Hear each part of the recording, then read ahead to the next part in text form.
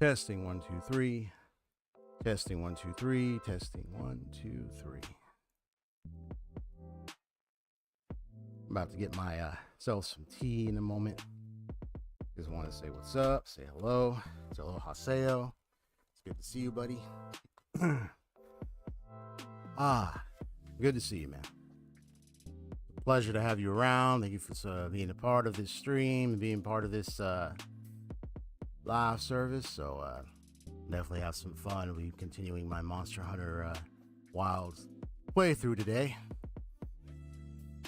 But in this matter of approach, since I know you kind of like my little investigative stuff during gameplay, I'm actually going to do a bit of that in a way that like I'll play the game, but I wanted to do a little bit in a way where I'm just gonna observe as I play, and then just at some point, even while I'm playing, share some of my thoughts about the following: the environmental design of the game, how the mechanics for interactivity between the player, myself, and the environment and the predators and creatures that they've created, and not just look at the story. I mean, the story is going to be, obviously I'm going to look at that, but I'm mostly going to be looking at a particular theme that I've come to understand by a video I was watching of a developer, and something that I also have taken into account because of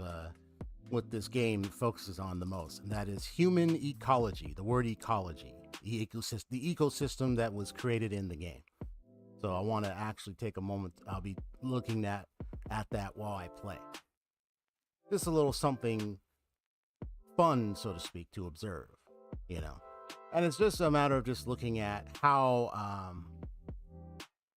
in a way, it kind of just represents the just designing a system, a game that designs a system where it takes into account what we tend to do in all of history, and that is how humans interact with their environment.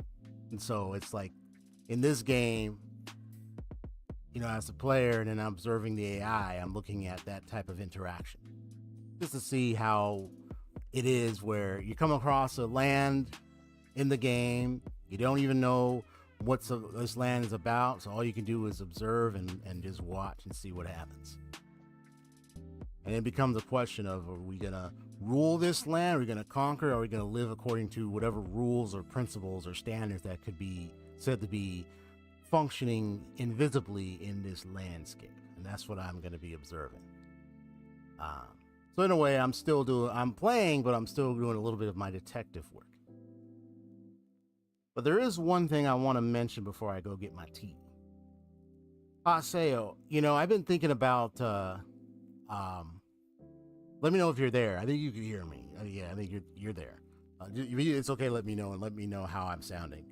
But and don't worry. I know the delay in the chat thing is there, so trust me. If it comes a little later, I understand. I'll be in the cabin in the woods by then. So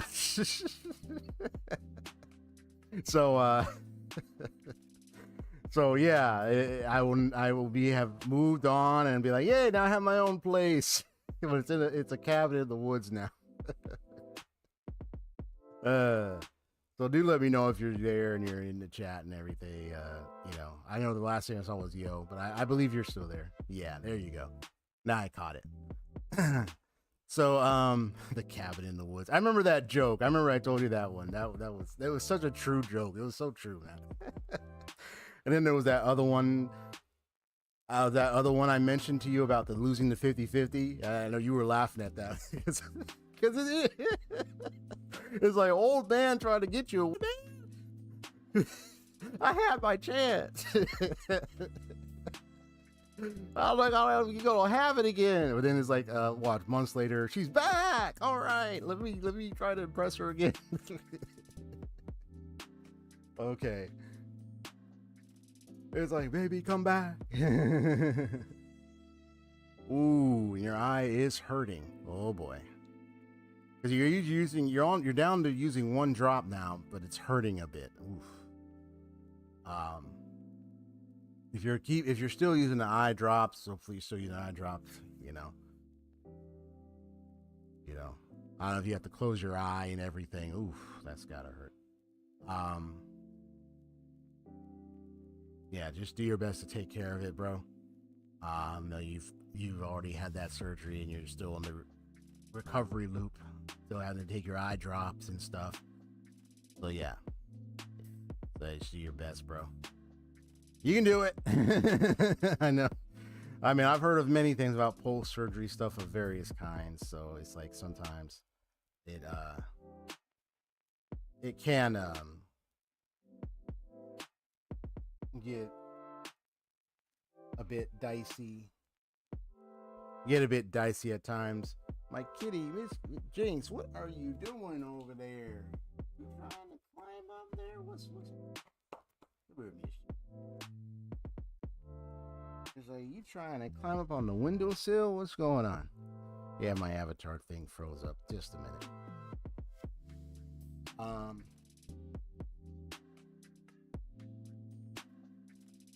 I was dropping frames earlier, and I was like, my OBS, the connection for YouTube Studio is disconnecting a lot. So I was like, oh my.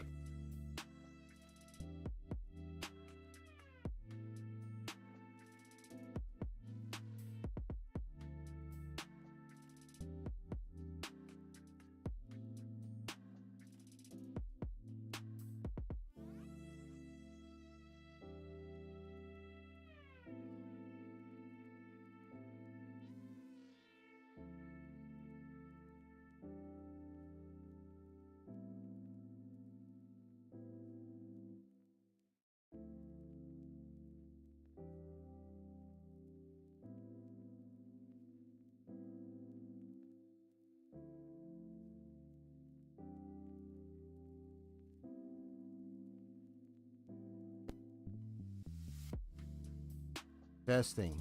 There we go. Testing.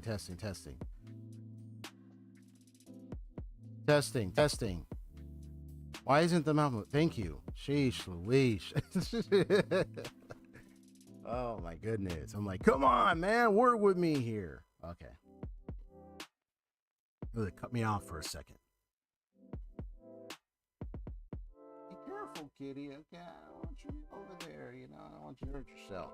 Okay, kitty. Come on now. Should have rubbed on my leg and everything. Come on, kitty. Yeah, so what was I about to say? So I wanted to mention briefly, because we're just chatting right now for a moment and then eventually get to the game. So I wanted to say that there was one thing I did thought about. That's the Malakam in Tales of Berseria, right? I remember what you said, and what was said about the Malakam, and that they were like spirits. Then to the Then to the earth. It was something along the lines of, yeah, that's a little something. Hold on.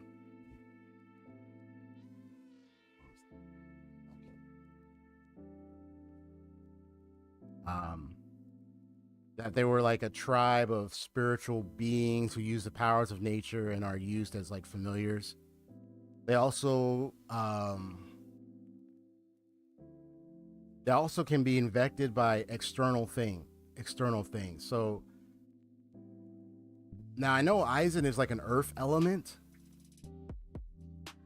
but when I think earth element, I'm thinking like he's tied to the earth itself in a way. So that's why in the back of my mind, I kept thinking, I was like, I wonder if, I wonder if maybe, because he doesn't have a vessel, just like the others, like the little guy, I'm trying to remember the little Norman, I forgot his name again. Like he has like, of course, what's her name? Maggie Lou is his vessel. You know, and then Vash's Cass, but he has a real name, Braver, or that's his name, Braver or Bravest or something. I don't remember his name. And then now Laphicet, the young boy, pretty much has Eleanor as his vessel. You know, because he's a Malaccan too. But none of them have malice or have malevolence like growing or anything of the sort. So that's why they're not as effective as what we found out about the apparently someone who was probably a woman to that one guy who that she turned into that dragon because of the malevolence that was manifesting so much with her vessel. That means they absorb the malevolence. They can absorb the external things. They're like a sponge. That's what it sounds like to me. And if they're spirit beings tied to the earth, I'm going to take a guess right this point that I think at this moment, once I play it, maybe this malevolence, maybe that stuff that's coming out of Artsman, whatever it is, he might be taking in something that's expanding out around him. In a way, I think it's like a manifestation in some way of that malice, in some way, but it's not like completely like a malevolence to where he turns into a dragon. But when I saw his maneuver, the draconic attack, it almost as if that's representing of that same malevolence effect that the person who turned into a dragon has. Is when I saw the dragon, they had that same black energy. So I'm only looking at this as like maybe there is something that's coming into it, like he's taking in. He might not even be aware of it. That could be expanding out from him. But I have to look at still something else. His sister. If his sister is a Malacca, there might be a reason why she might not even be near him. Maybe because of that, but there could be also something else. So that's why I need to find out about his sister. I need to find out about more about Malacca, and I need to find out about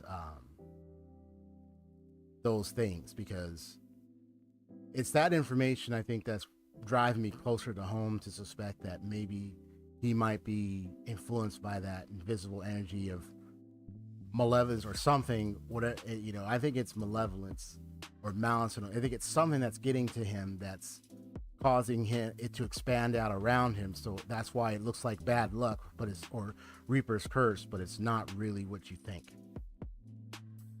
That's why I suspect it's like a Bennett situation, almost in a way, though Bennett's is different.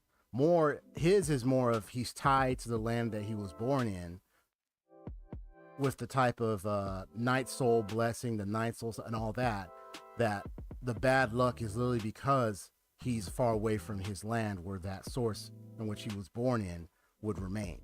That's why he is the way he is for some reason. It's like it's tied to that and much more for him. So whatever's going on with him, with Eisen, it's probably got to be tied to him as a Malik and what he's doing. He doesn't have a vessel, but perhaps he's taking in or absorbing certain things, like something with his Malakam function, or something with him, or something like that might be the reason why it appears to be a curse, but it's really not a curse. And it's more than that. That's just my suspicion. But I just wanted to say that.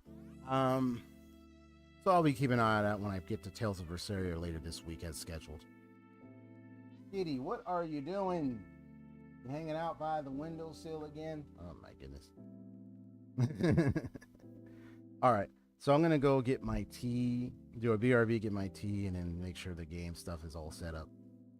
But yeah, today is Monster Hunter Wilds. I'll be playing, but also kind of be observing a little bit of like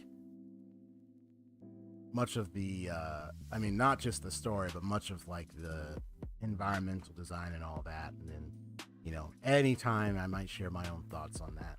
All right, then. Time for a BRB.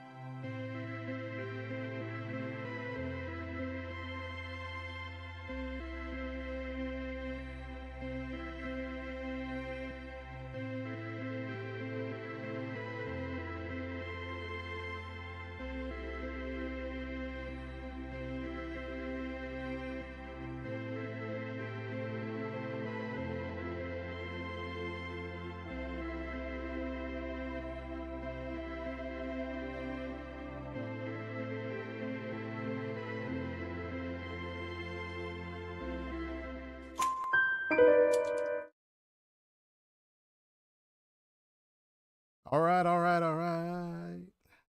All right, all right, all right. Let me see your message there. Let me see your message there, Haseo. Because, yeah, his vessel is the coin. I remember that clearly from one of the chats. Really? It was when he was explaining the need for a vessel for fee. So was that during a skit or was that like the main dialogue? You know what I mean? Like, you know, the skits where you have to push triangle. So was that during one of the skits or was that in the main dialogue? Help me recall. I mean, if depending on what you can recall from that, whether when it happened, where it happened, or maybe just as much details as you can, what was at least said, at least. If that's, I mean, if that's a summation, great. But like, you know, what you can recall about that conversation, you know, if you can remember. And also for the future, guys, if you guys want to contribute things where like maybe you notice something, right? Because I mean, if it's during my playthrough, obviously that's good. You know, it's not ahead, you know, because you know, I know about the thing with you know spoilers, like what's ahead.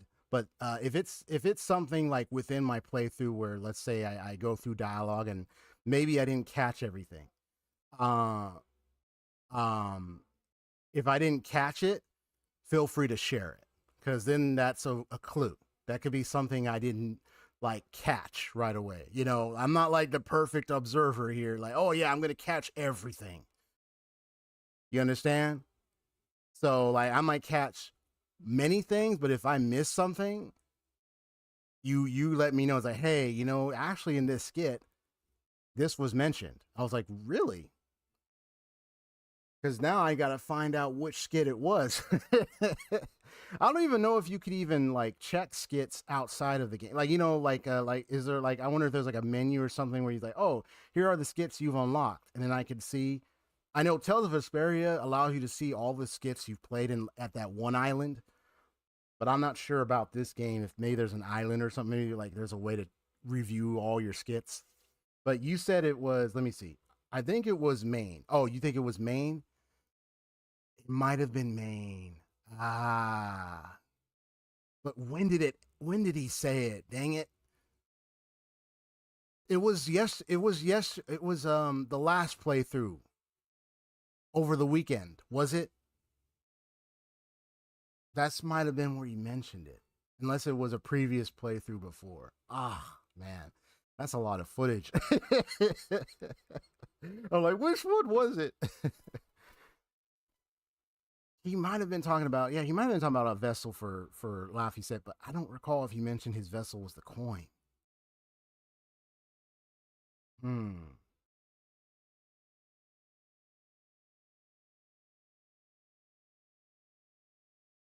You said his vessel is the coin. So did he mention that his vessel is the coin?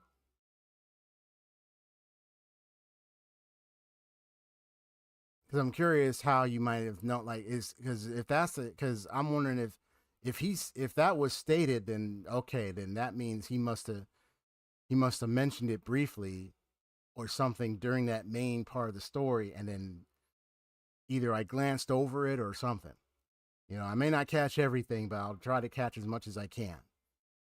There's just so much dialogue in RPGs, man. So it's like I have to pay attention. you know. When he met up with Velvet when Fee was suffering, not having a vessel yet in the Earthball. Okay. It was when he was met up with Velvet. Whenever he clearly stated he was suffering, not having a vessel yet in Earth Pulse. So then, if he clearly stated it, then either I might have glanced over it or something, or what. But that's what I mean. If I don't catch something, I miss it, it's okay. At least somebody helped me out. Because, hey, that's what I need to clarify. If I miss something and I didn't catch it during the gameplay, feel free to let me know. But what I don't want people to do is come at me like, oh, you got to be this perfect observer. I'm like, come off of that crap. Don't come at me like that. If anyone does that, I'm like, no. Because it's not like I catch everything. Like, oh yeah, he's that good to tell he'll catch everything. No. You can get so invested, dude. You can get so invested in a story and still miss details. Remember the time when I played Persona 5 and I didn't realize about the pancake thing and I missed that? You remember that? It was one little thing and I didn't really quite catch it. That can happen, bro. Like it's like you can be so invested in a story and everything. It's not like you're gonna catch every little detail. So it's like I'll catch as much as I can, but if I don't catch everything or I miss something that was stated real fast, feel free to let me know, man. Don't worry about it. I try my best. I just don't want to be treated like, oh yeah, you're this perfect detective observer. It's like, not no, not necessarily perfect, but I am learning to catch as many details as I can. So yeah, so I'm not so if I miss it, I miss it. Um, since he said it, you know what this means now? Yeah, you thought I noticed it more than me. Here's what I did notice. I did notice that he had the coin near him a lot. So for a time, I did start thinking that maybe the coin might have had something to do with it, but I didn't quite understood how. And that's why I might have missed the part about the vessel thing. I might have missed it. Um, so it might have slipped over my head. You know, don't know if I was just tired while I was playing the game, but I did have in mind about the coin thing, but I just didn't really catch that part. So if I missed it, I missed it. Um, but the coin was something that was in the back of my mind for a while, but I wasn't sure. But this is what that means. If that's the case, and he is the vessel of that coin,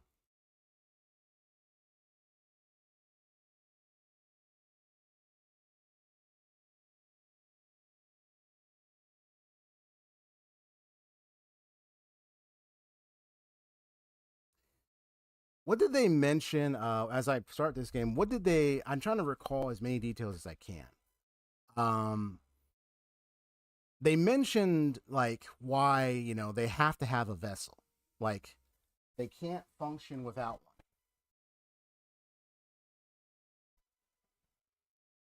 But usually the vessel is someone living. not an object. Usually, from what I had observed, you know, playing.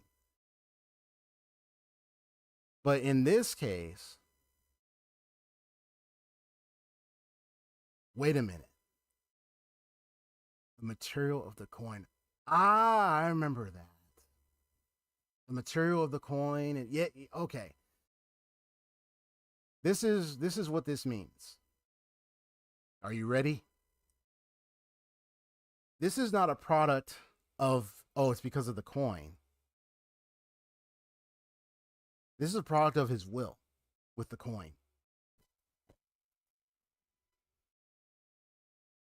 Hold on. I think my thing is muted.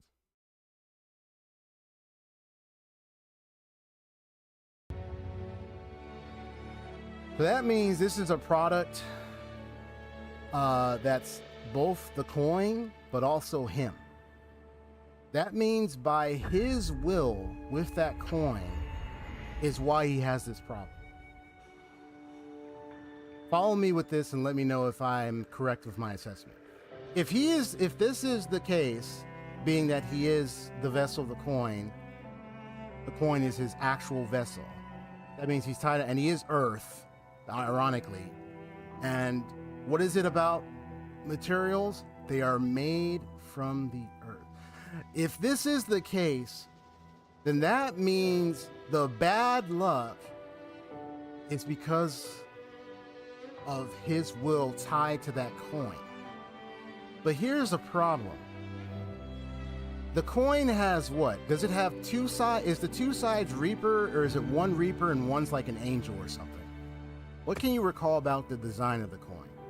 Is one side Reaper? Is both sides Reaper? Is one side Reaper and the other is like angelic or something?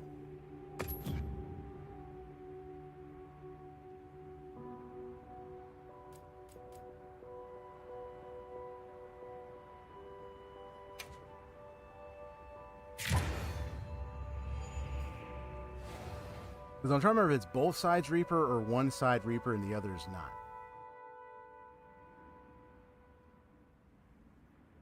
Remember how he always flips its Reaper? But the question is it one side Reaper or both sides? What can you recall about the I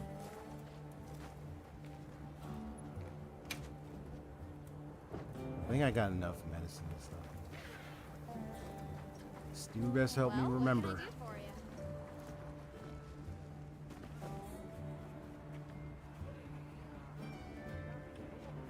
Okay. Vessels are needed for monsters to anchor their physical form and energy, which prevents them from being corrupted by malevolence turning into dragons. Okay.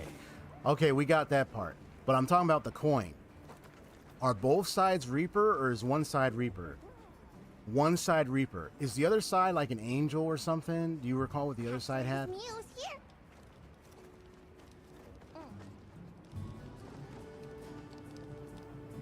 Because that's what I want to find out. Because there's a conclusion I have that I want to share. But I want to find out what the other side has too.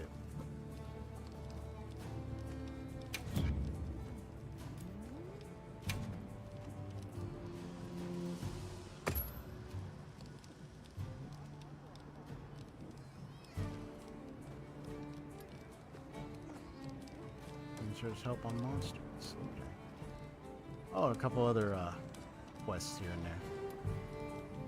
Mimic life in plains. Okay. You got some quests here. That would be most helpful. I mean, if you go look into it, yeah. I remember one side's Reaper. I don't remember the other side. If it's Angel or just a woman's head.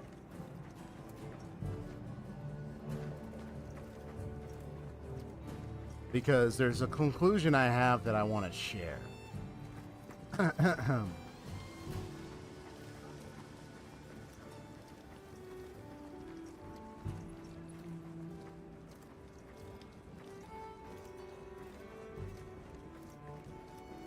Yeah, that's the thing I wanted to announce was the, because I realized I hadn't really announced it in a while, and I think it was time for me to announce is that even when I do these analyses, I'll try to catch as much details, but if I miss or don't notice something, it doesn't hurt to tell me. I know the idea is like maybe I'm supposed to be the one to notice it more. I could have noticed it, but maybe either I noticed it and it slipped my mind. Sometimes I might notice something, but then it might, if it slipped my mind and I'm already noticing something else, maybe that could be the case. Or I noticed it, but didn't think about it, kept it in the back of my mind, or didn't notice it at all. So it doesn't hurt for someone to tell me about it. It's like, oh yeah, this thing happened. It's like, oh wait, okay, thank you for reminding me. But one thing I got to get in the habit of doing for these analysis streams is I need to, I have my note thing, so I'm going to do that from now on. But I got to catch it so that way I don't miss it. 'Cause yeah, if I don't miss it, that's on me. You know, I try to catch everything, but if I miss something, that's on me. But it doesn't hurt to let me know. So if one side is Reaper and one side is Goddess, he said when he was growing up, he's had this. You know what I think? This is manifesting from him being attached to that coin. Because he always looks at the Reaper, but he might, maybe you might not. But the way I'm looking at it is that maybe the reason why this is happening to him is because... Never hunt on an empty stomach. Thank you for the rations, Tom. I appreciate that. I have a buddy named Tom I used to know back in high school and everything, bro. Yeah. So I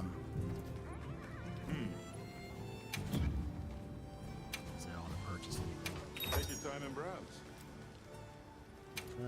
How much money I got? Okay, I got enough. Just in case I get some poison out there. All yours. Take care out there. Get me some large barrels. All yours. Take care out there. Not too much. Just a little bit. You got it, boss. Here. Get that taken care of. In exchange for limited items, apparently. A ticket you receive attending Lumenheim can be exchanged for festive equipment. Oh. Okay. We're open day. Well, I ain't Lumenheim just yet. So I got a quest. I need to tend to. Fallow.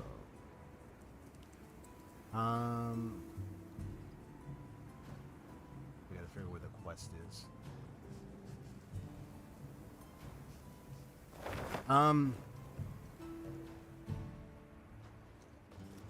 He may have grown to the point where he's set his mind on this Reaper after everything that's been happening with him around it, that he never looked at the Goddess.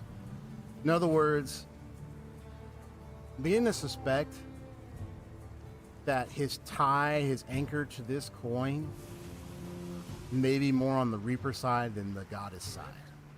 That it's manifesting the bad things that could kill him, or could hurt others and kill others. Grim Reaper style, if you get what I mean. That could cause death. In other words, I think this is manifesting because of him in his tying to this coin. Because I remember the mention of the material, and he's Earth, and coins are objects, but they could be made of certain material in the Earth that still has life to it. So that's what I'm thinking.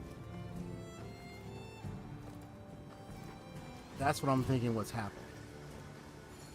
So what would have happened if he focused, understood this, and he focused and didn't look at like, what if there was something with that if he changed it, would he no longer have this curse? Because one thing that's getting me to conclude a lot more on this is the fact that this is almost telling, like, as if when someone is dwelling on negative a lot too much, sees the negative, sees the death, sees it, and just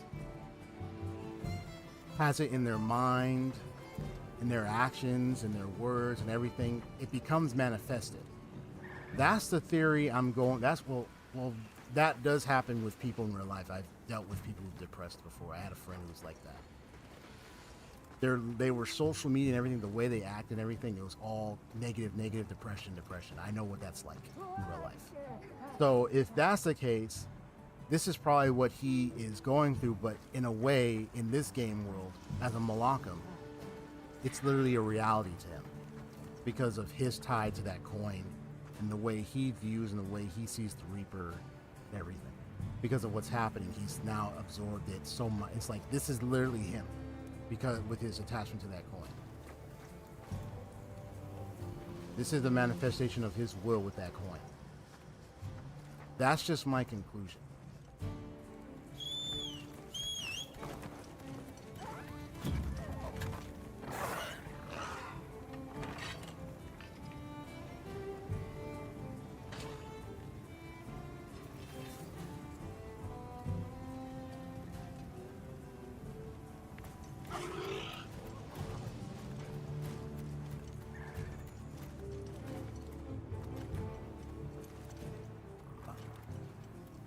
So you got to get going to the quest. So I'm letting it ride. I'm letting it move itself.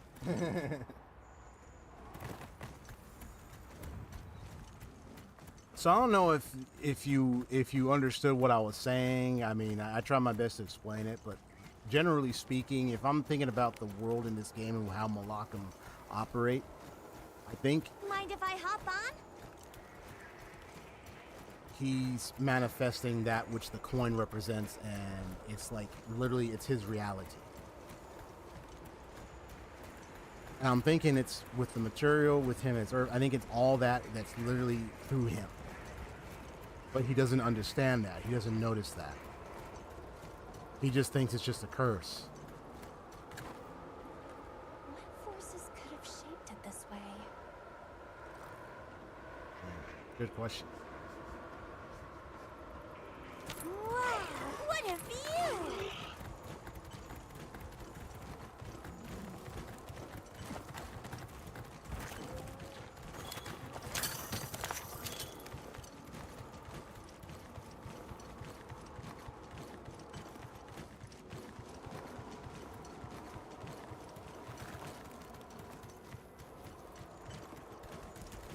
What we need to do is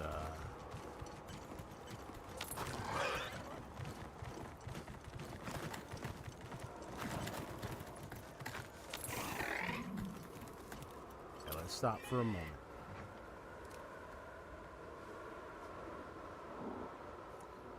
Let me know if you know. Let me know if anything else in the game that you might have caught on about the Malakam that so far I think I got it, most of it. But if there's anything that maybe there might be another clue, just let me know.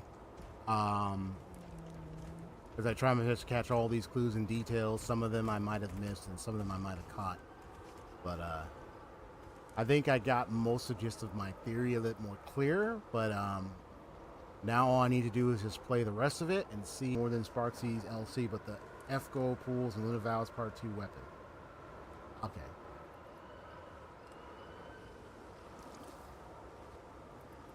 Ah, okay. Nice.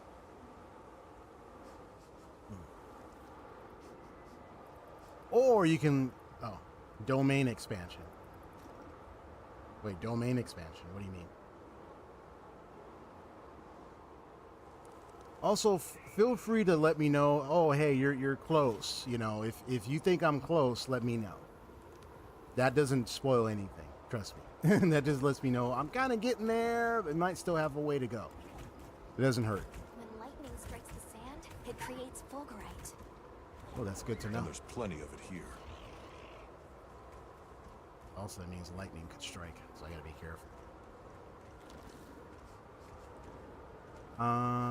Let's see.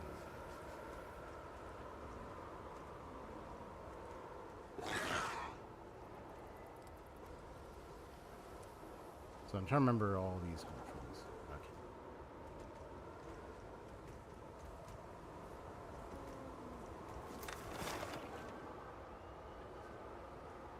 I need to get to the forest.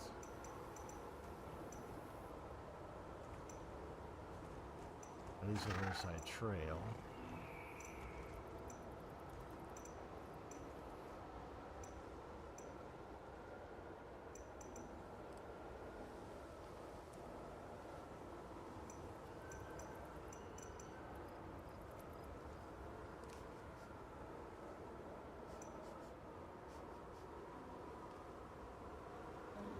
think fallow is the weather condition, I bet.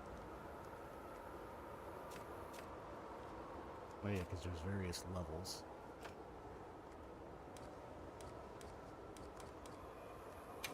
Yeah, the fast travel list. Oh! Well, that makes it much easier if I want to fast travel.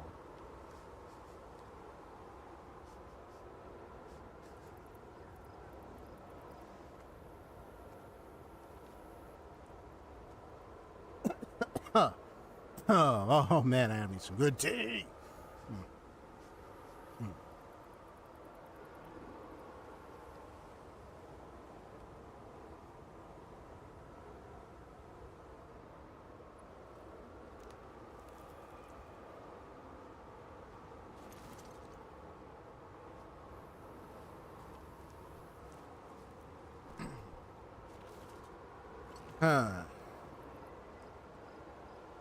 It is funny though, the coin toss thing skit. Remember that?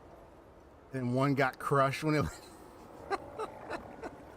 Oh my god, that was so funny. It was so hilarious.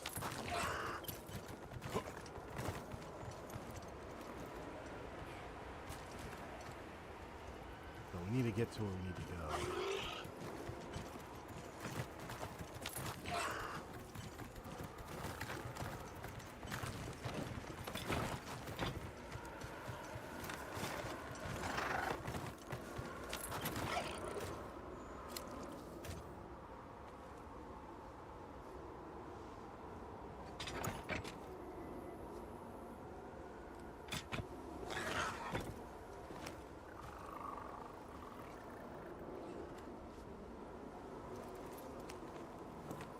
So I'm trying to, what is it to do to activate that, what you call it? The little glowing thing. I'm trying to remember what button it was, dang it. But you said, yep. I know it's delayed, so trust me, I understand. Don't worry. I'm aware about the whole delayed chat thing, so I'm keeping in mind of that. So I know that's probably response to, you know, say like, yeah, let me know if you, you know, like let me know if I'm close or anything and all that stuff. Yeah.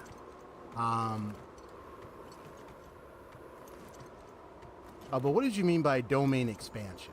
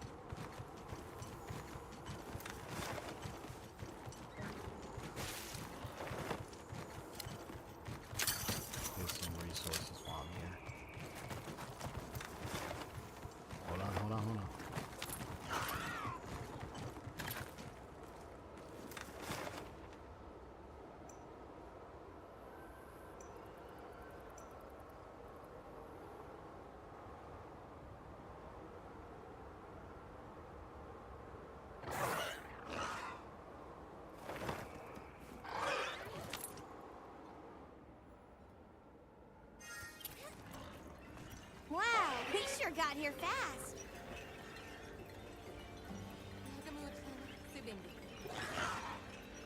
Alright, that got me Sonic.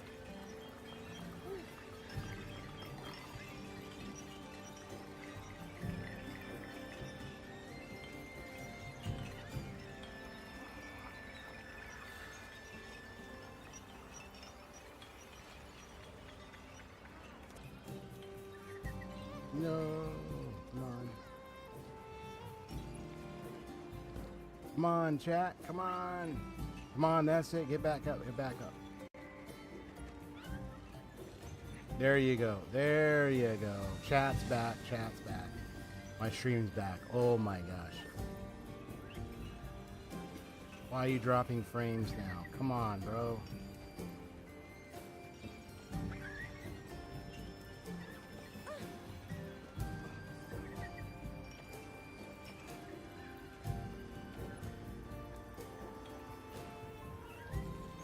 Come on now. Oh boy, oh boy, oh boy.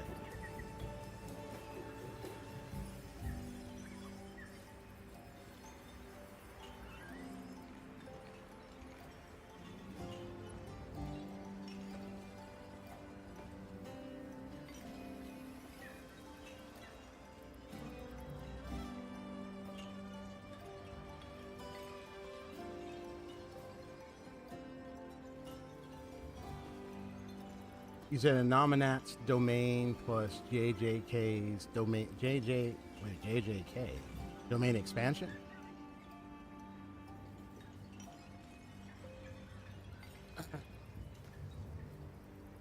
Yeah, the chat thing finally reconnected, so that's yeah, it's like this, it sure was like having a little issue for a moment.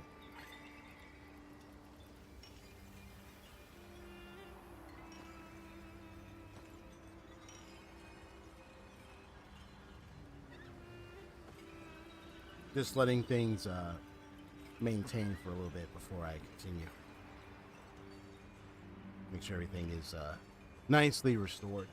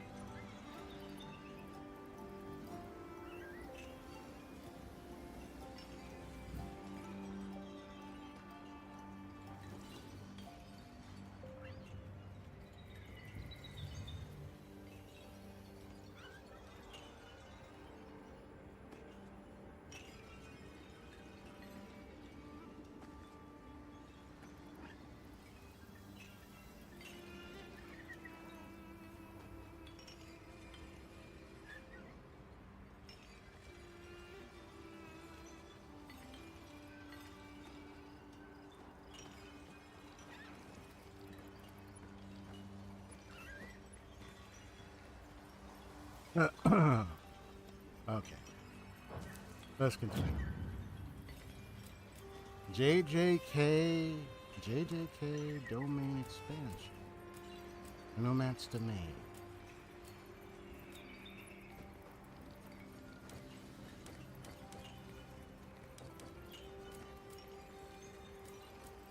Let me see.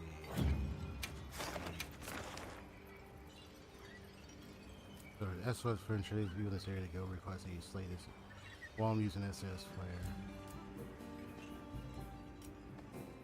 Not be repeated. Gotcha.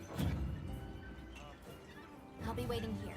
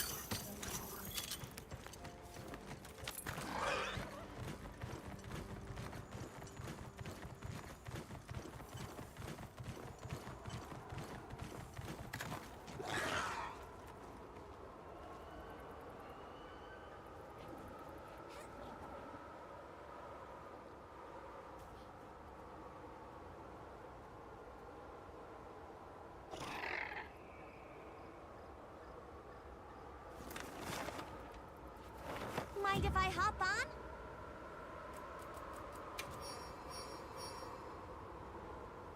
Ah, swing over here.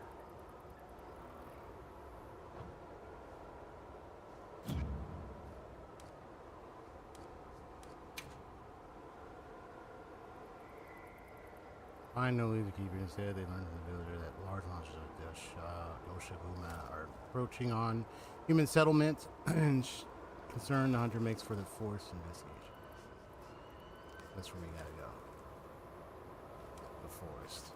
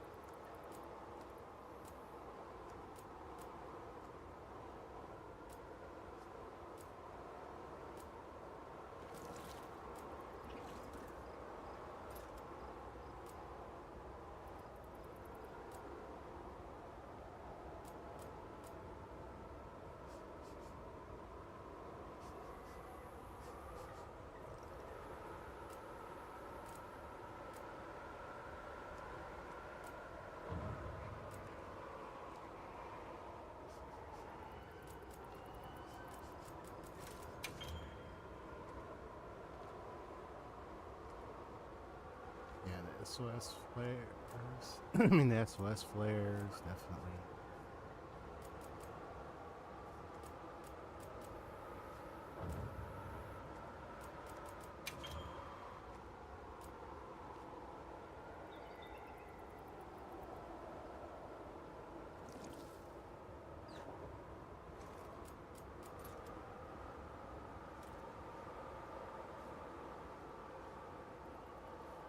Never lose your prey, even in a group. Oh, okay, nice.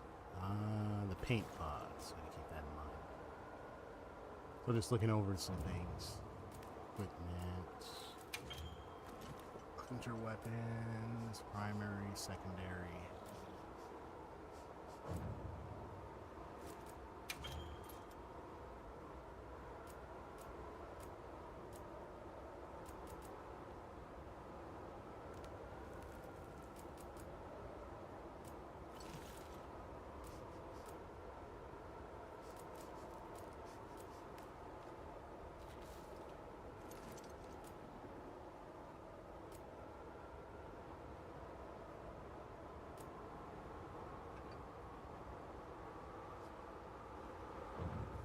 This region is called the Land of Blessed Winds. And it's vital to these people for their survival.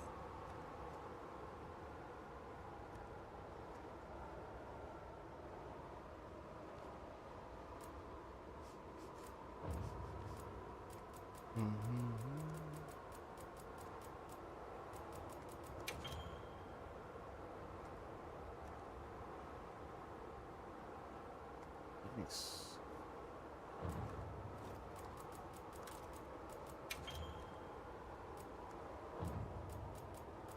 Facilities, endemic life, communication.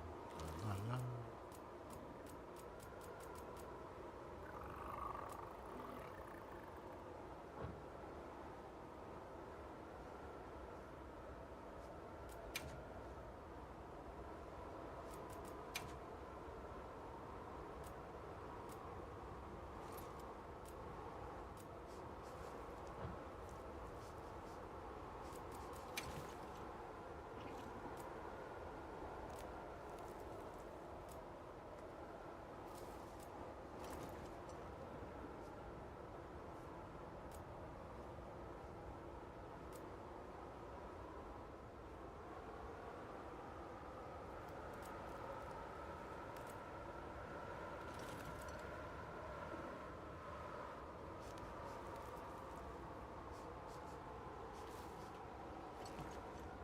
Yes, that's what is the scout lines. Okay.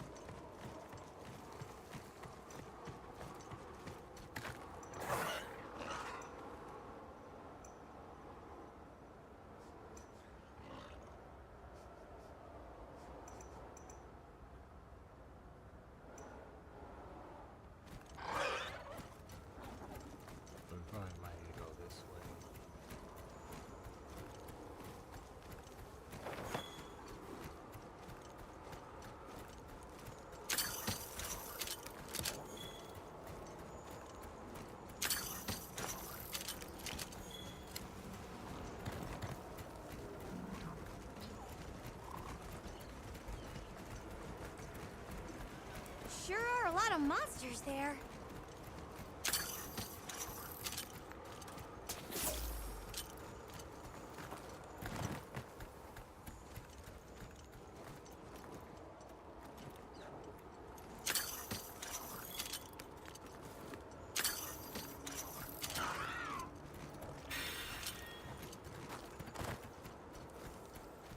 I'll just hop off for now.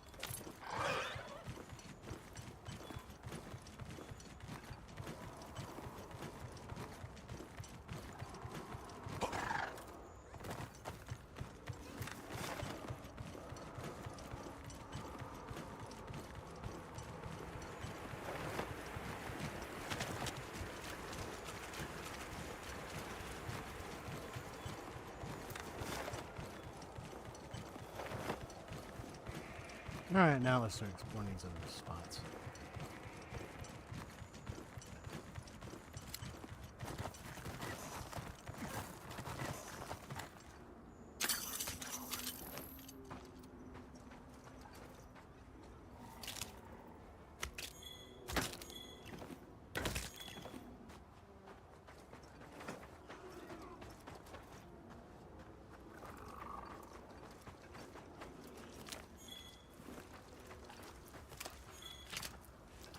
What do you think we'll find?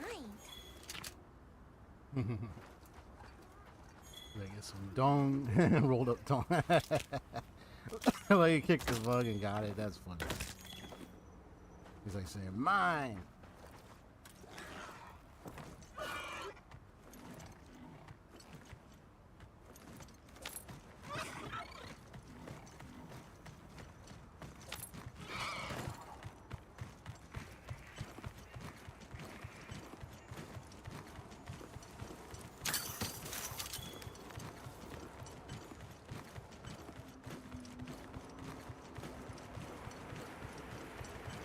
I don't see Gemma and Nata yet. What's with you?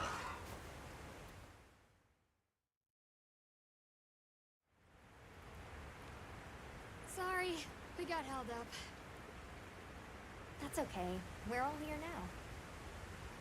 I bet the forest is so big it's got trees coming out of trees. Like tree ninjas? Oh, triple gangers! Did either of you get any sleep at all?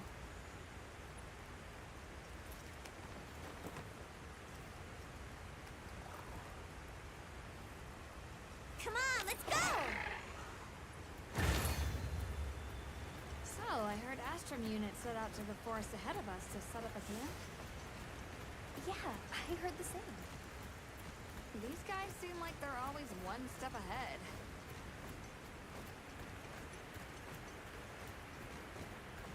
So, what do you think the forest is gonna be like?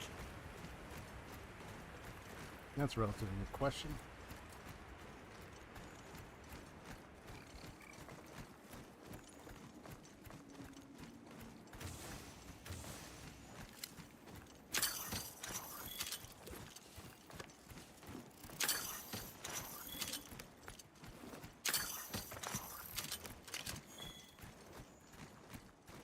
Try to get as much materials. I like how they have like you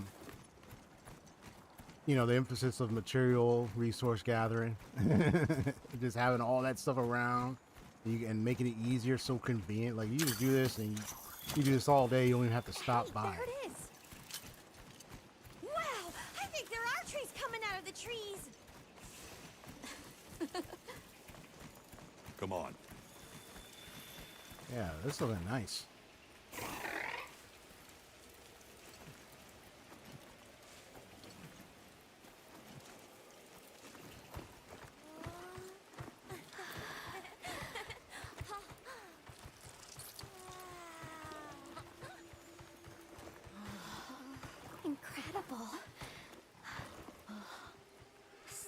such diversity.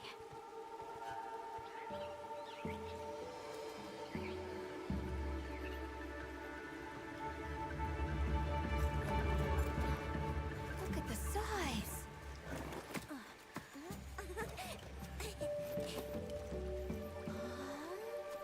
The water's red. Red water.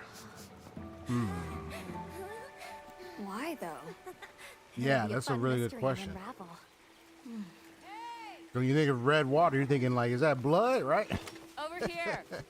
I mean, it may not be blood, but that looking a little creepy there. Red water.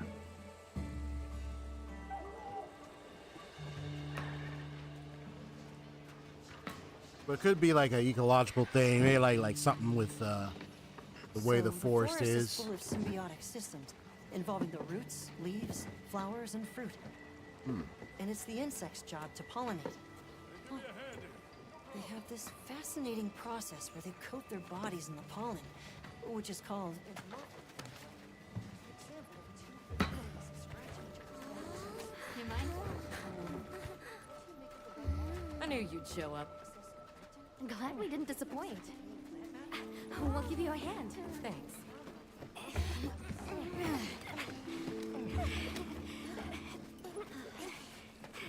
That's a big bag.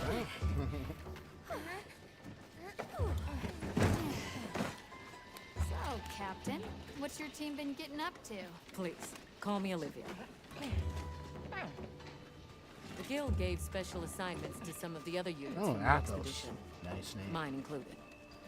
Wait, Little are cat you is, I guess, named Ace Athos. Let me introduce you. Eric, our biologist. Have you two met before?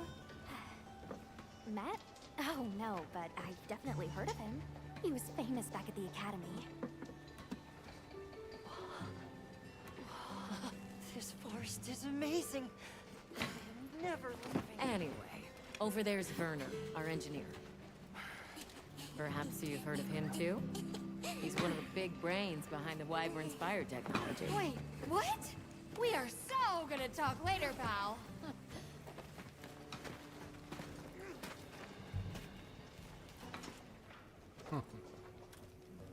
So how'd your visit to that village go? We were able to start a dialogue. No luck with the keepers, but I'm more concerned about something else now. Monsters called the Doshagama have left their forest habitat and started venturing near the village. The village's only protection are these things called gem chimes, which they seem to think is enough. I like the little What if we set social up a pop-up cohesion camp of and like, conducted an investigation into these Doshana? We've actually just found a site that would be perfect. like it's I'll not take too much human conflicts right Much now, but it's appreciated. like Thanks. humans so Maybe far we're able to get ready along, depart. even if they're like separate tribes or separate groups. Some of them like separate groups, but they're still able to get along in some way. I think one question lingers is, what led the White Wraith to attack in the first place? I saw that and I changed a little bit. No, that's like an error or something. Bug, maybe. But I think the question is, yeah, what led... Could it be that maybe whatever the tribe in which the boy came was doing, could they have invaded the White Wraith's space? Maybe they did some things that triggered the White Wraith? You know what I mean? Like maybe there were certain unwritten rules or things within that domain, within that space, maybe they treaded upon, and it triggered the White Wraith to attack. Or the White Wraith, being the large predator it is, decided to come by and maybe see them as a threat to their living space or their living habitat, or just pretty much hostile, decide to seek and take them out. Because there's also the understanding of like if a predator decides to go to like a place inhabited by humans and just attack them. You know, so there's that type of scenario. Was it doing it as a form of dominance? You know what I mean? Was it doing it to be protective? Like what? Like yeah. Like what caused the White Wraith to act that way? Is the question. What? It's gone again? I remember there was I don't know if this was a true story, but there was a movie that was based on it about like two lions that just came in and started attacking people in this one location. But people weren't certain, like, why were these lions attacking people, you know? And they weren't sure why they did that. I think if I recall, it was a movie based on that incident. But it's like the lions just came and started attacking and killing people. Hey.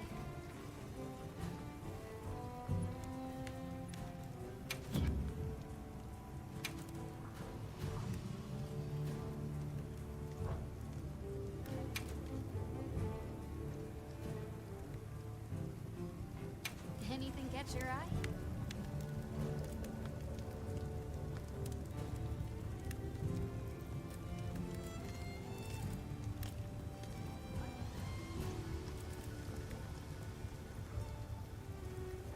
So it requires 2 and this one requires. I'm ready to work. Alrighty. Yeah, if you kind of get my drift where I'm coming from, yeah, like, that's the kind of observation that I'm taking upon this game, because that's what we're looking at. It's just, you have these creatures in this land that, you know, they exist and they're living in a certain habitation, and the way they behave, the way they're gonna act, like, ooh, you can also get this too. See what I can. Okay, so there's a lot of different ones I can get. Right. So. Look good. Is it this one next? Alrighty. Let me see that work.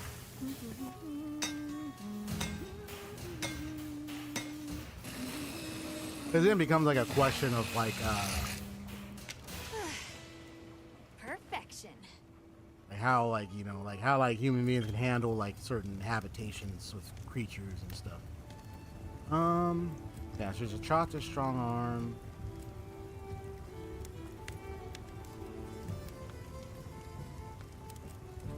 Oh, you can say which one to equip? No. We'll change that in a moment. We need a monster fluid for that. I can make that. Ready Let's to make get this to work? one. Alrighty. Perfection.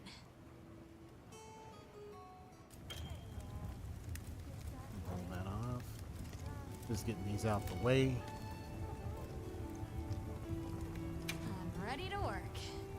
Still got plenty of disease. Alrighty.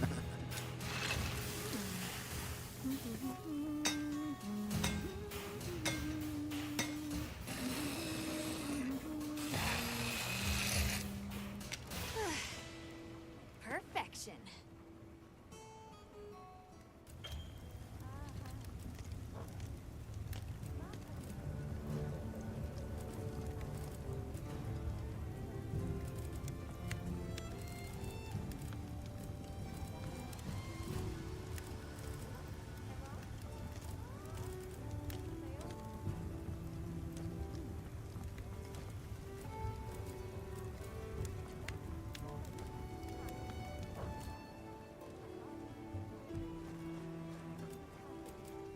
What are we making today? Anything I can make here.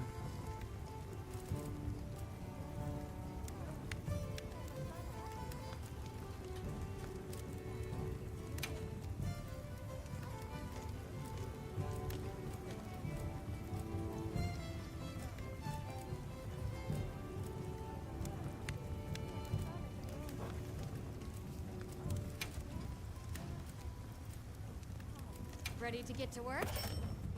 Alrighty. Perfection.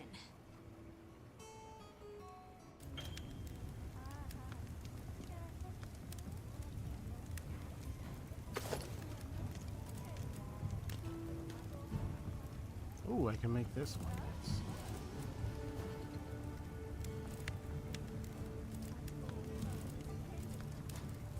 Look good? Alrighty. I like the old idea with the blacksmithing.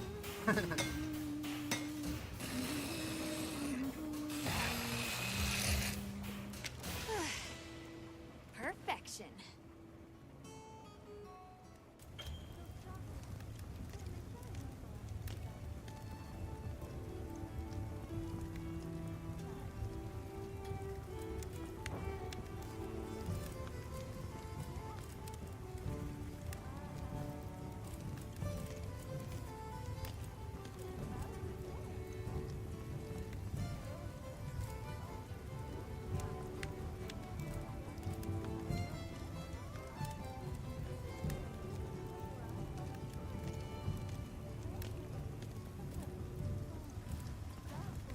Ready to get to work?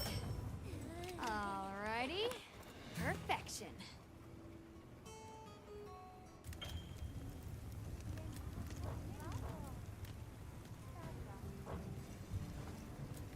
Anything catch your eye?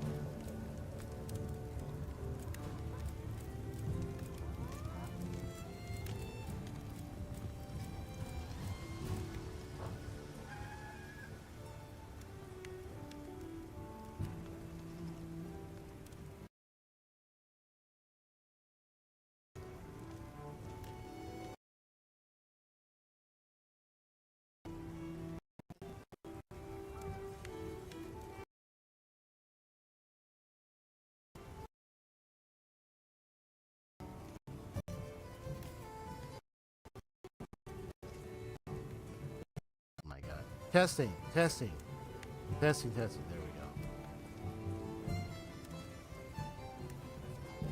go. Testing. Thank you. Now that's a good choice.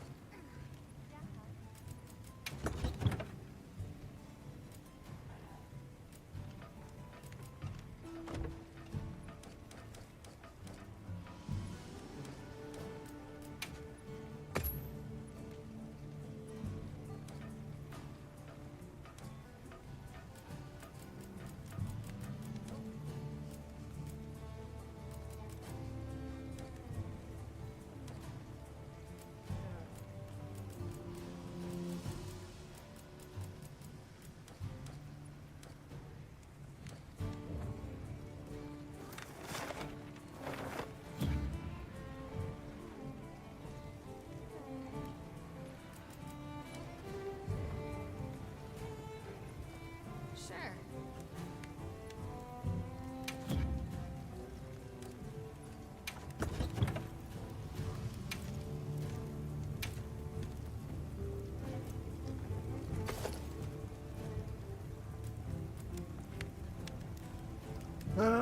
Let's see if we can compare.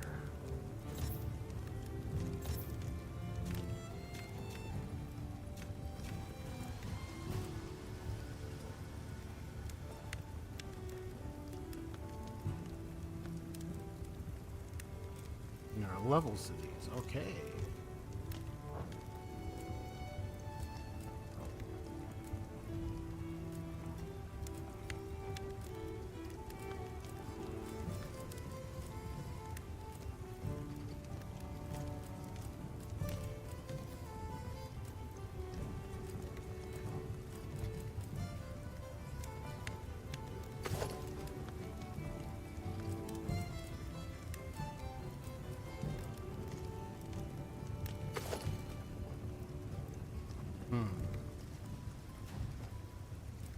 So let's see. That would be lowered. Impact vial type. A vial type. Okay. Best physical damage taken. Defense. Thunder ice resistance would be low. On all of them. This one has more defense. This one has more attack.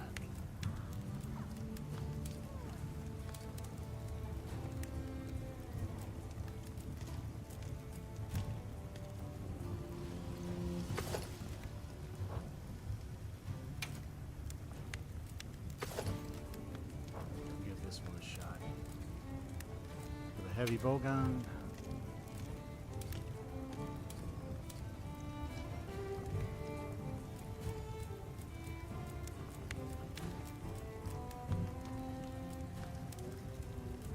Elemental boost, pierce ammo, pierce mount.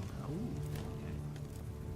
Gosh, I'm still new to this stuff, so I'm still learning how to get this thing to work.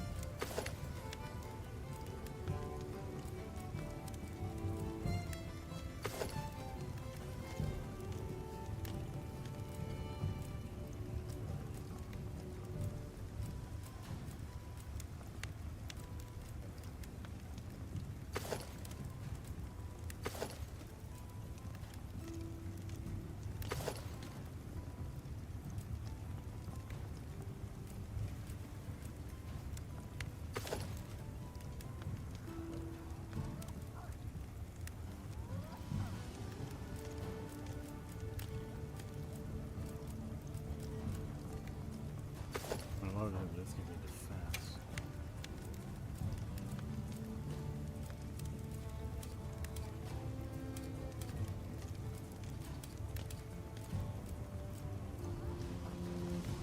Man, just give me that.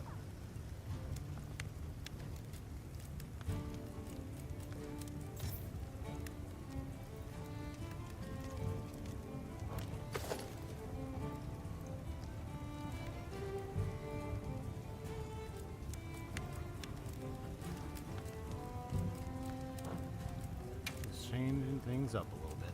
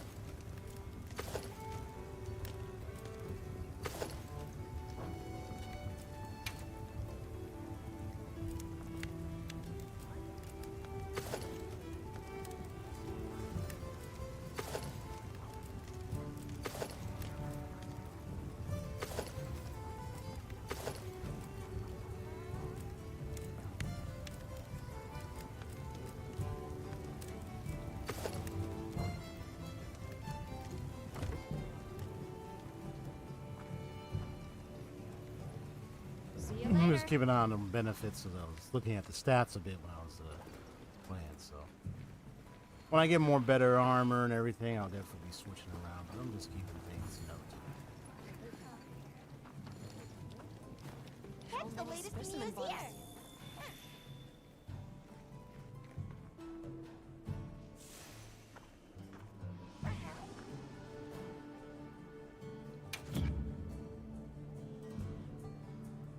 So long for now.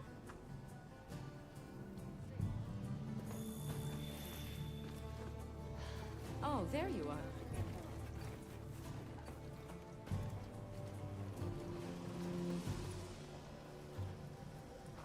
How's it going, Nata?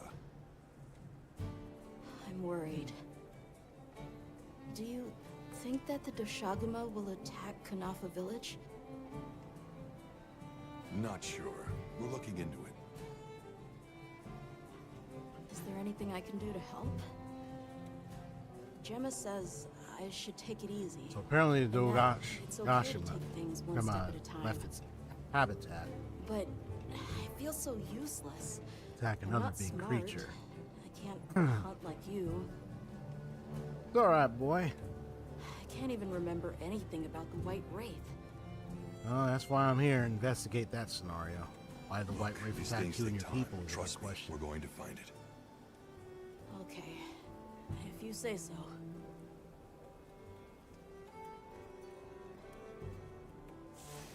Yeah, we'll find the kid. We'll find the creature. I mean, I don't think we'll be able to ask it the question. I think we'll just have to probably fight it if we're gonna get it to stop or do something.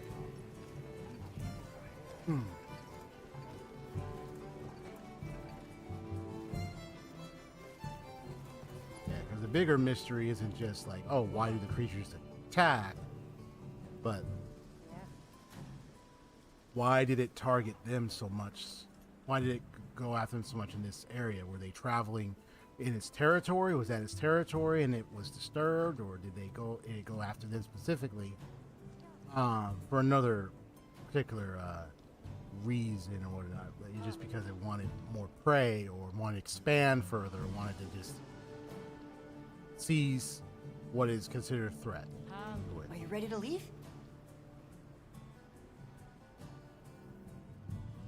Let's go on foot for this one. It wouldn't be fair to the others if we went by Sacred.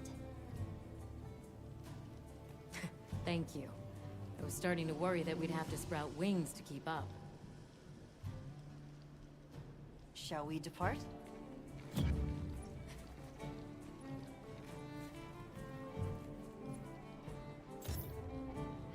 In just a moment, I'm gonna BRB. I got a bathroom break.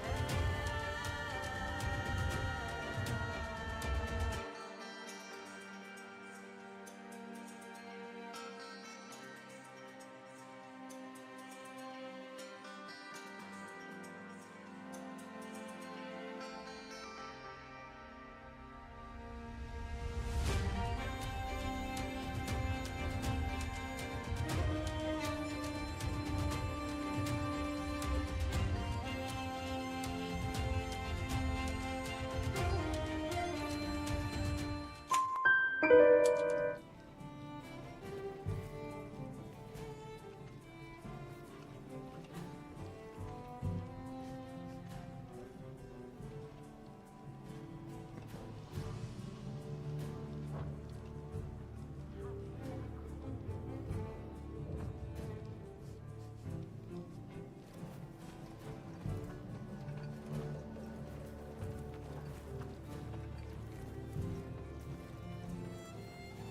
wander off too far now. Well, come on, I want to wander over there, man. Okay, let's continue.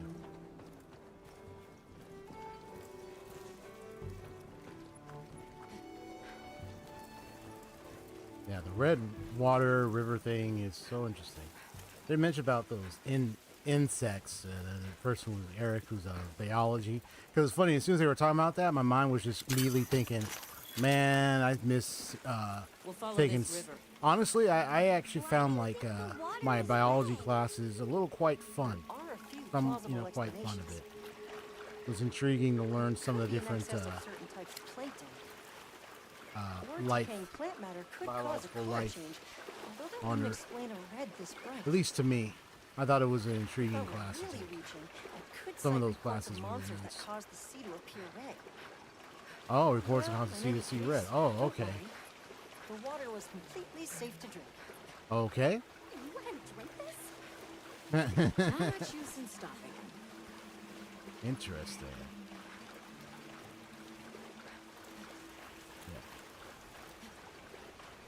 Anyone else sense that?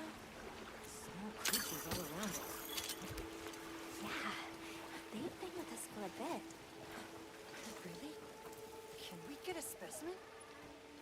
After we settle camp. Don't think they're hostile, but it's no reason to throw caution to the wind.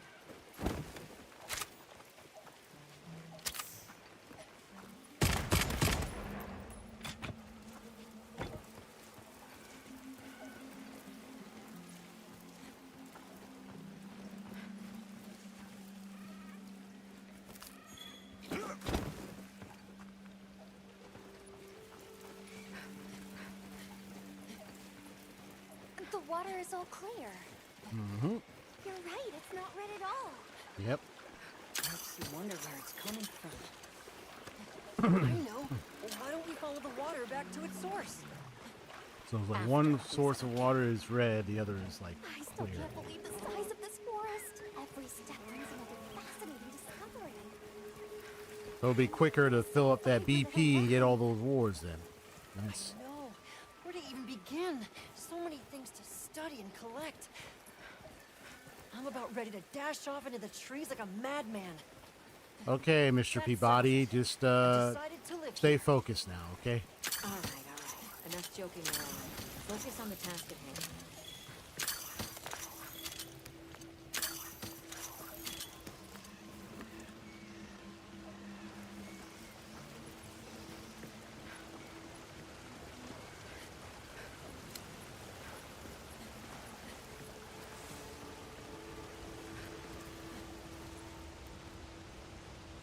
This is the It's place. 4 weeks and requires 600 experience per Good. level Let's instead of set up 800. camp.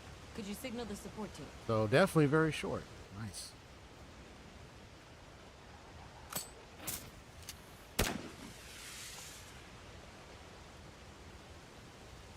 Got the SOS signal.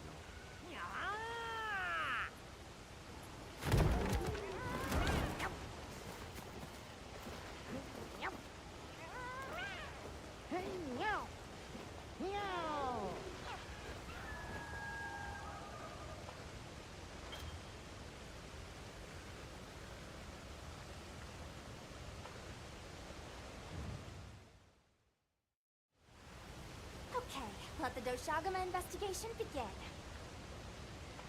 We should look for any tracks or traces. I'll assist you. We may have passed some clues back the way we came, so why don't we start there?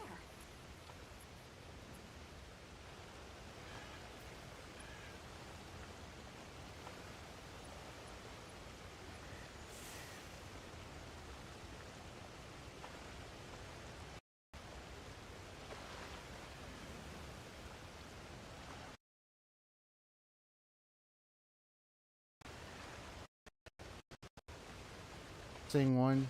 Testing. There we go. Testing 1, 2, 3. Testing 1, 2, 3. Testing. Testing 1, 2, 3. Hey, look at that. Brown fur.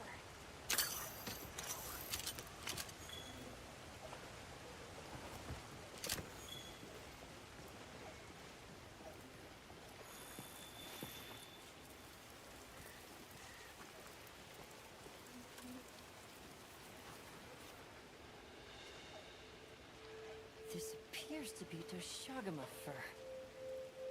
However, there seems to be some diversity in the length and thickness.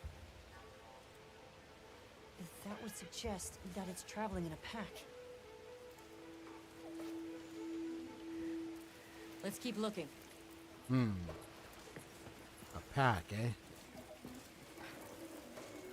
Are there more than one here, or is it a pack of other animals? What's this? It's I don't think it's from a Doshagama.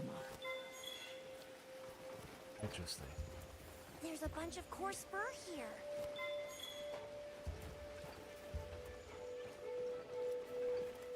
Let's stick together. I'm sure we'll find something here.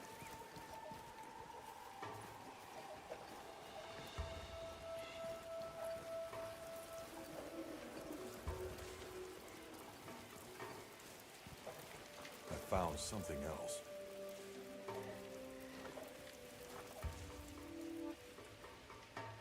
If Scratches. it's leaving gashes like this, it must be a big one. This fur we're finding isn't quite the right color. Perhaps we're dealing with some kind of alpha. Scat flies seem to be reacting to something deeper in.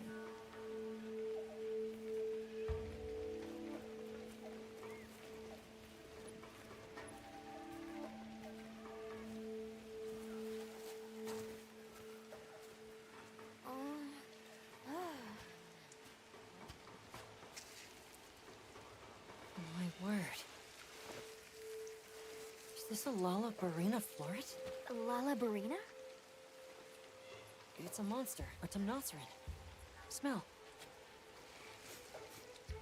This is a very distinct paralytic poison.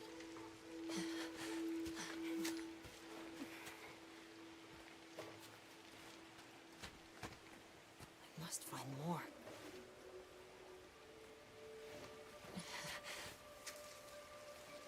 I knew it. Definitely a Lalabarina.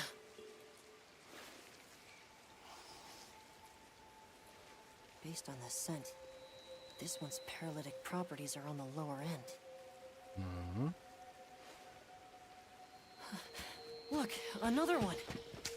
I mean, you keep finding it's probably nearby. Color hasn't faded. Kind of, Must be near its nest. yeah. It's very much really, really close as you keep pulling that out. I mean, you could be curious and observant, just A bit be eccentric, careful. but sure is useful. Scientifically eccentric. He's also a bit missing. Yeah, see what I mean? You don't want to wander a little too far, letting that get your attention now. At least now we're kind of getting an idea Tell of me he wandered off alone. where the red is going. Oh, shit. See what I mean? I like how it's now shifting all this red. Look at this. It's a spider! My friend told me there was a spider in here.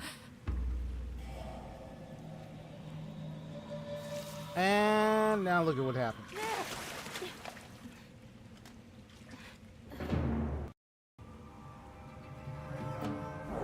Lalabarina. Looks like he's incapacitated. Touch that nest, and we'll be next. Yeah, see? See that? But Crazy. We can't leave him. back me up.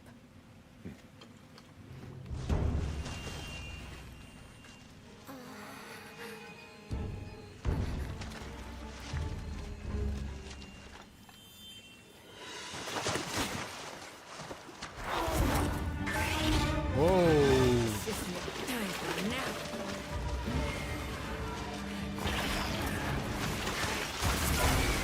Got right Take in it from the here. face. Counting on it. Oh boy.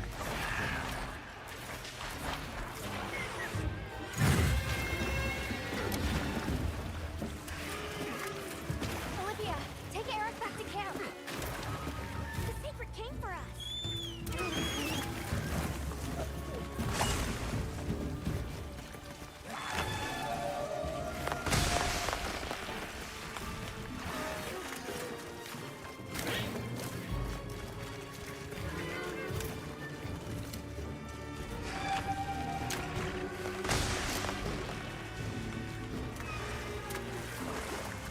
You dance around like that. Sheesh, whoosh.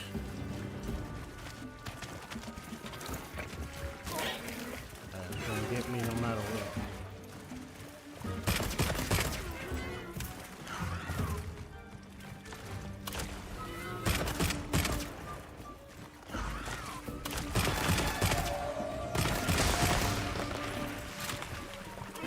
That goes where I get the damage is right on there.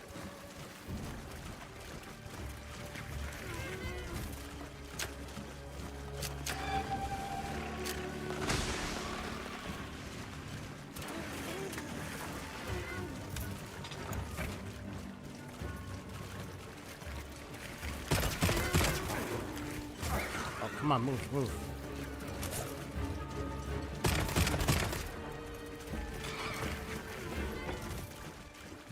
I'll wait until there's a flower thing.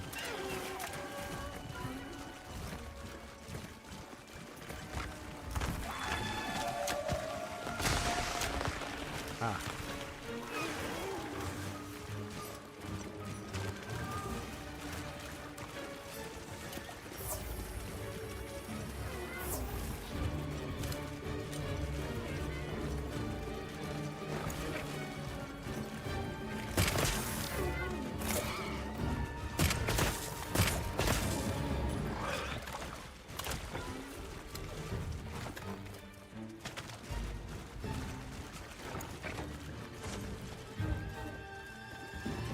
Eventually I'll switch to the melee in a moment. I just want to see if I can get some hits on it.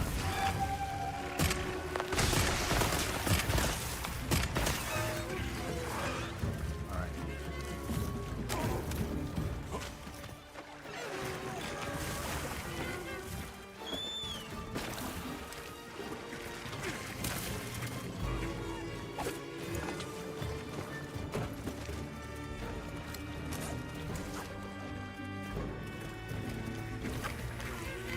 Whoops. I can only switch to that.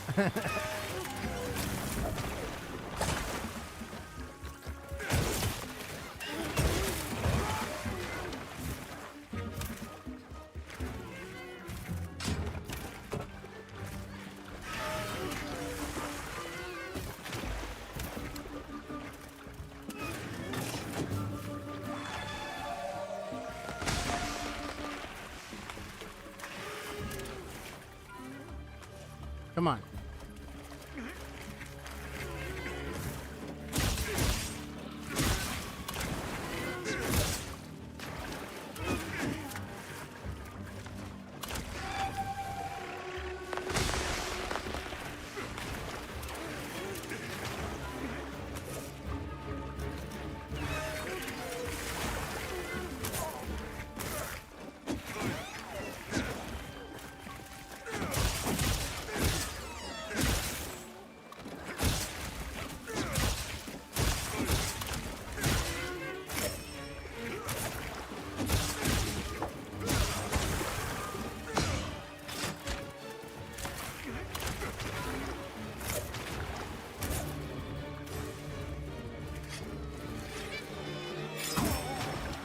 Got to get out the way, dang it.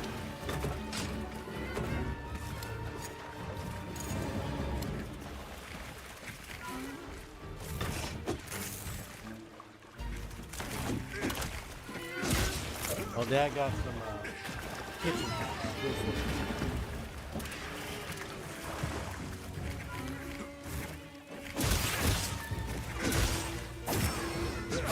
Nice one. Nice dodge there. There we go.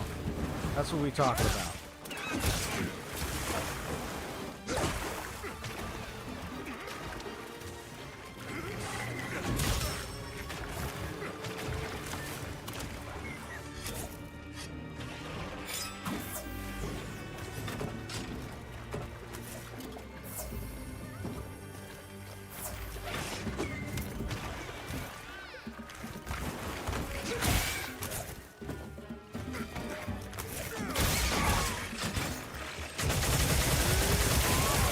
Gotcha.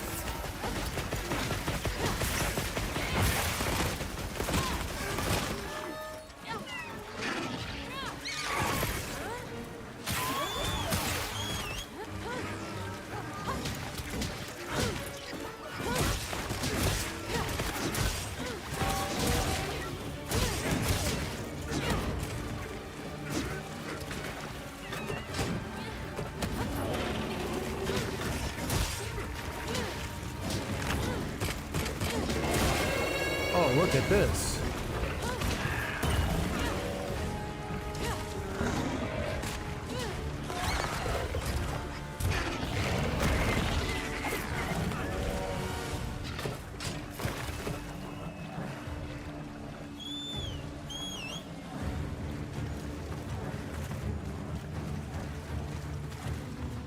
That's crazy. Yeah, even predators will take care of themselves. Damn.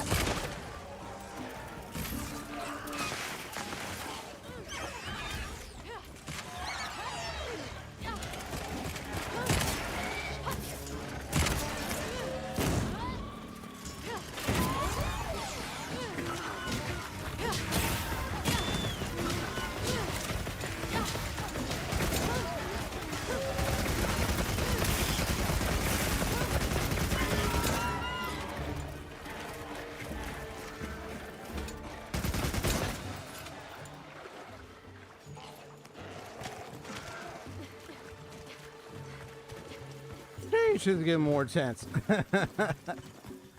Oh my goodness.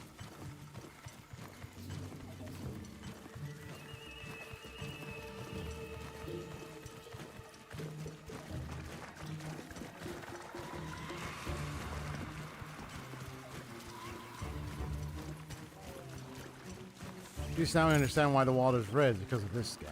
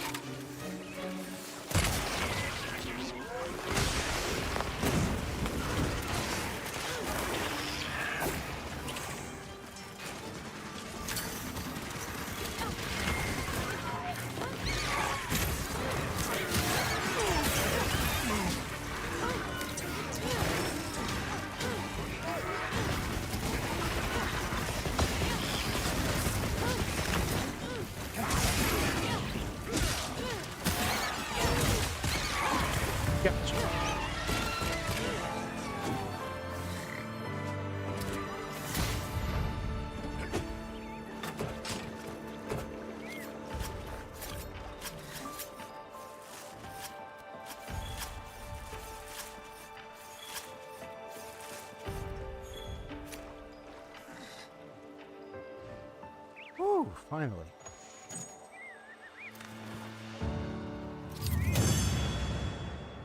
Sheesh, bro, that was insane at that last hit, too.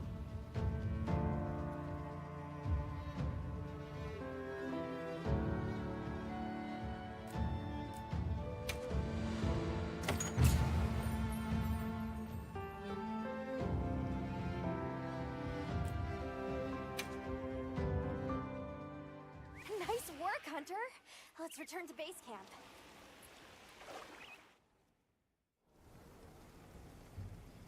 I owe you, Hunter. Truly. Sometimes getting I those couldn't have other gotten hunters back to out help of there out. without your help. Now I know how to do that You have rapid reflex. machine gun You know, shot. fascinatingly, I meant to I have to taste switch the the modes. poison in the back of my throat. Sheesh, man, you don't wander off. Let So, that. I think we're going to press on get with too the far Shogun on you now. investigation. What about I mean, you? it's cool to check out some new Now stuff, Eric but has come don't go around, too we can far. continue searching for the White Wraith. Speaking of, I spoke with Nata. He seems rather eager to help us find that thing. If you wouldn't mind, I'd like to look after him for a while. He's the only witness we have. Is that okay with you, Nata? Yes. I don't want to sit here. I want to help. Thank you. I'm grateful for your help. We'll be counting on you. Okay, Nata. Stay safe and good luck.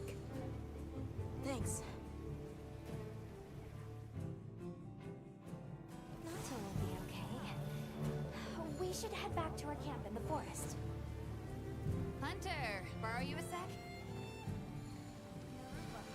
Sure, where are you?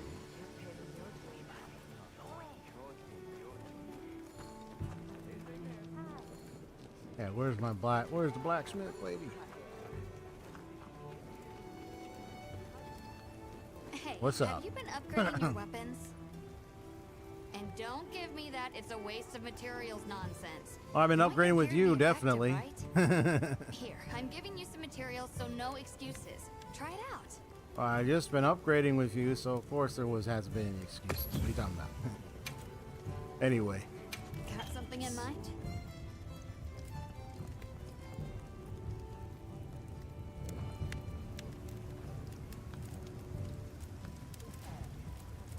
Yaha.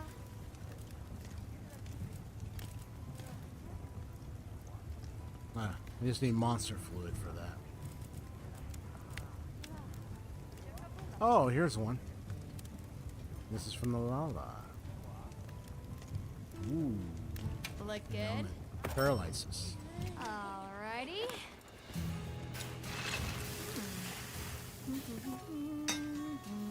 And probably in the understanding of keep hunting these creatures and these predators, and then these creatures, and then you can upgrade some gear. You can also get more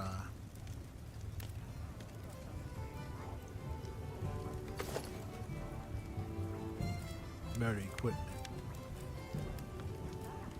These are the derivative upgrades, which I can't get at the moment.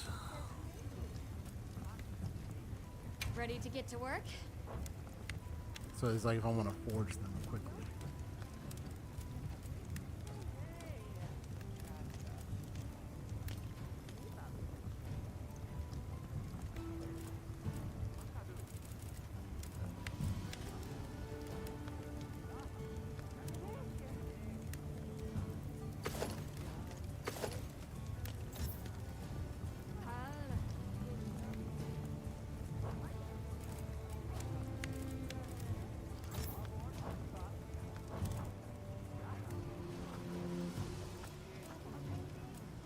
Got something in mind?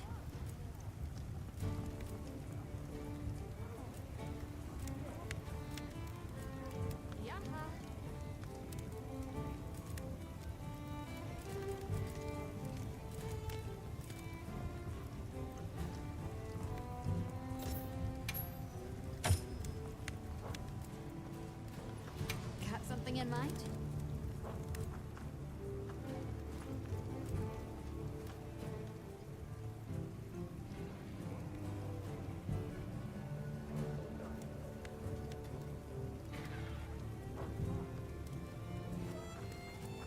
Got something in mind?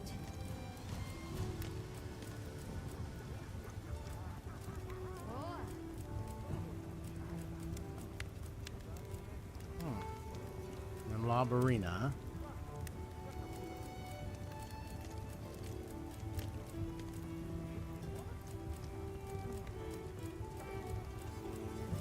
Looks like I can produce more, a ton of alloy armor. But it looks like I can produce at least about 5. I mean, with the Malachite ore, I can do that, so.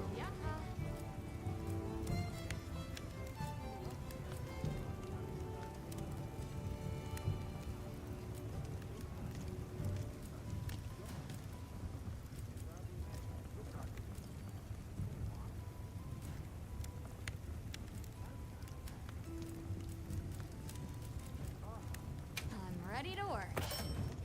Alrighty. Perfection.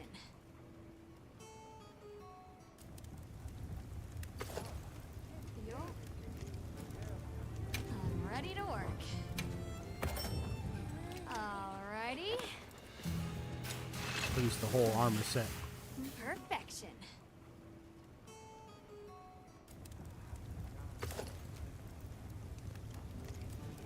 I'm ready to work. Alrighty. Perfection.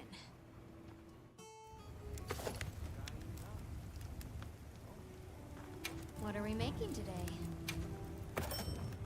Alrighty. Perfection.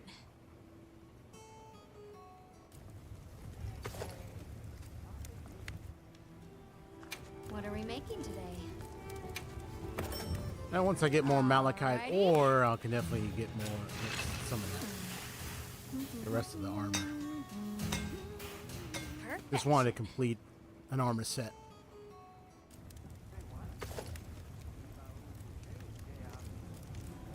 So once I get more Malachite ore, definitely. Shell on the claws. If I can get more of that too. Get more of this. It's like an elegant kind of. Count of Monte Cristo on guard.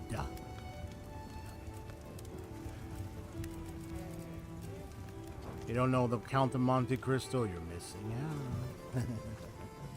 Anyway. Got something in mind?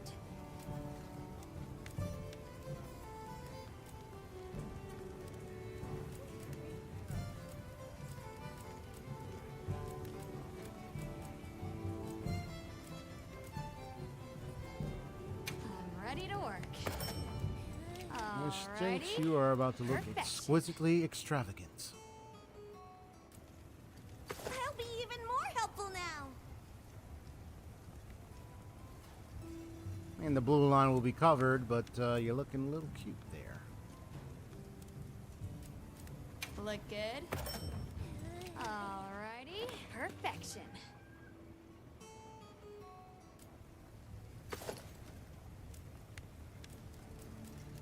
Oh, there's even more dress stuff. Okay.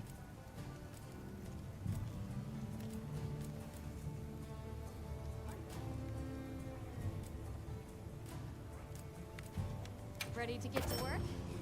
Alrighty. Perfection.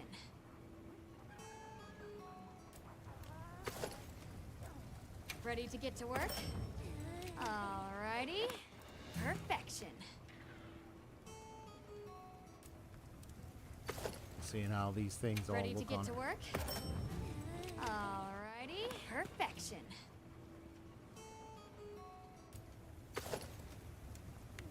That's what she would look like if it was like this. Ready to get to work? Alrighty. Perfection. You probably Ready to know get what to I'm about work? to dress her in Alrighty. anyway. So the dress Perfection. is the clue. So. Look good? Cubone. Alrighty. That's it. Oh, this. Perfection.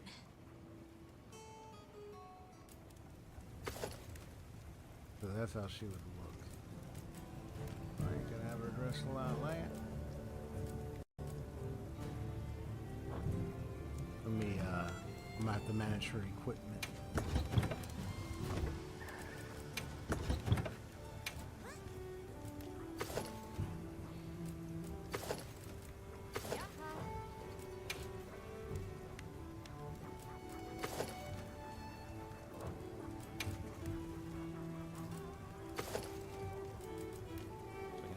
That, or I can just have her with straight up dress.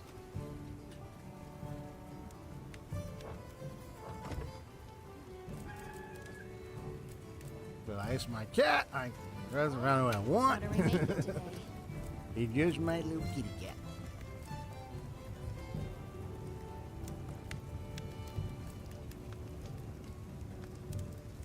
I fought a giant spider.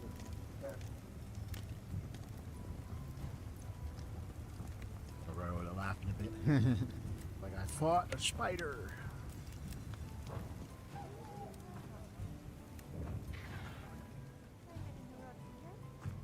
Cutscene reviewed again. Okay. Well, what can I do for you? At least now I understand the source of the red had a lot to do with that spider and their habitat.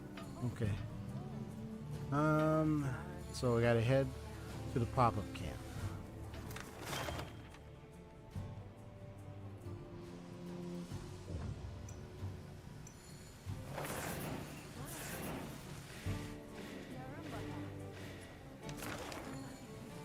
Oh, perfect.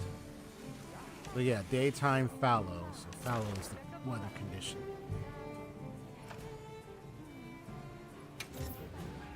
And create a quest with that.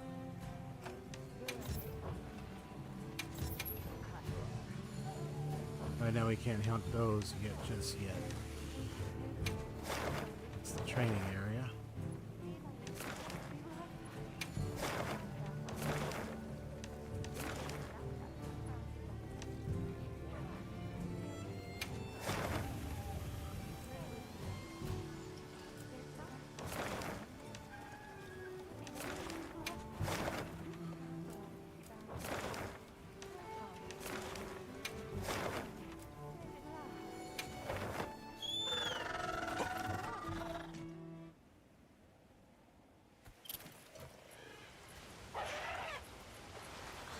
What's going on at the camp?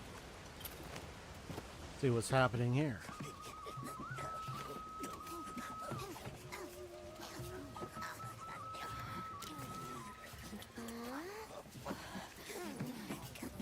Oh dear.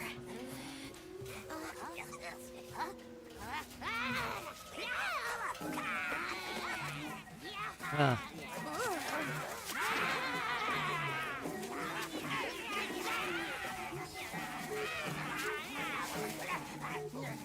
We hungry? They What? must be telling us to follow Oh, them. follow you. Allow me.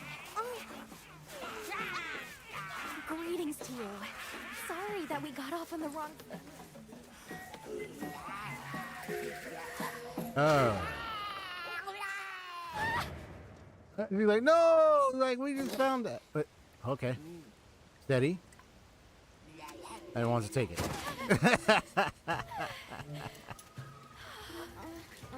You okay? My baby! Do whatever they say! Okay. You, Paimon!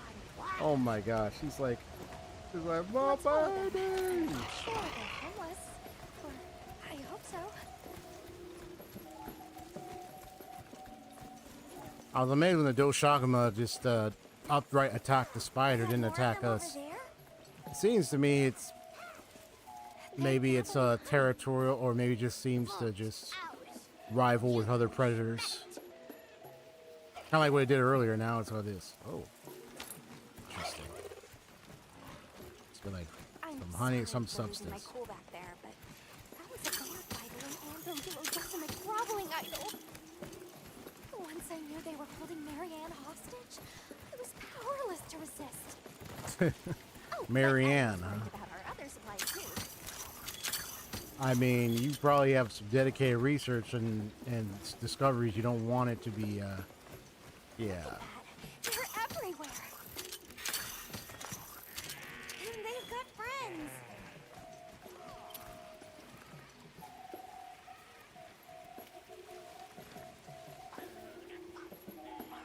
Well, that looks fun.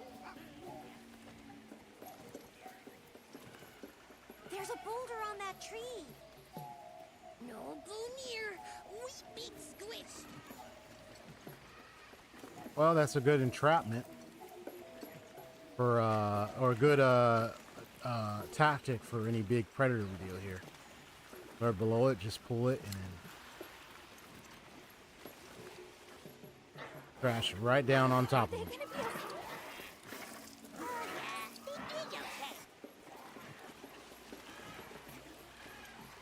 Hey, look at them. They're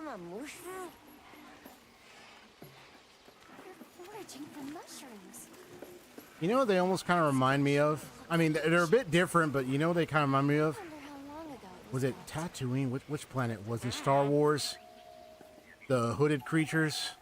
They really get around. You know, like, or like when you discover like those strange creatures in like those planets, like Star Wars had those one hooded, small hooded creatures. I don't remember what they were called. We climb up.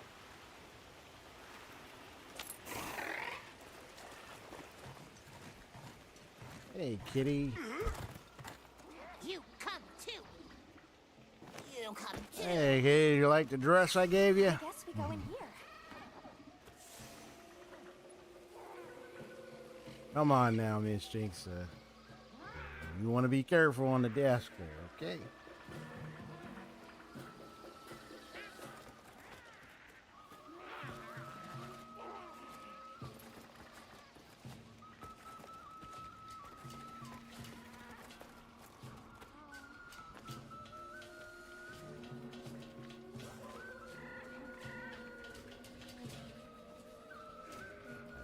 Be careful there, kitty, when she walking around my desk thing with the laptop.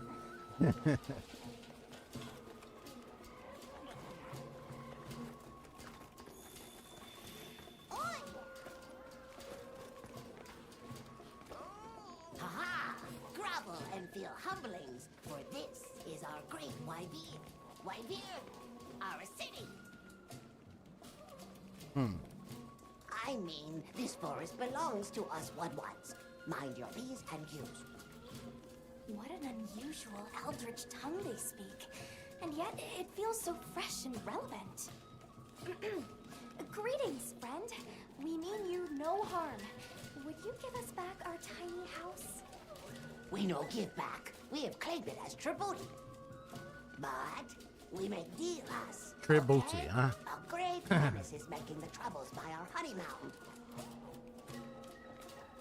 Its pink fur is big, stylish, and cool, but its gases are of a stinktenacious variety. chase away Big Menace, and in our generosities, we shall return your puny hovel. Pink fur. You think it's a Congalala? Sounds like we've got our work cut out for us. So they're called Woodwoods, huh? They make it sound like they've been here forever. Eric mentioned seeing Congalalas in the south of the forest. We've certainly got no shortage of them back west. And now we know there's a healthy population here, too. Okay, let's move out. Okay.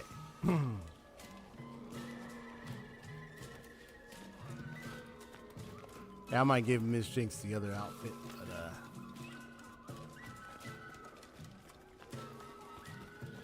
but once I get to like the avant-garde like outfit, it'll definitely fit even more. But yeah, like. Where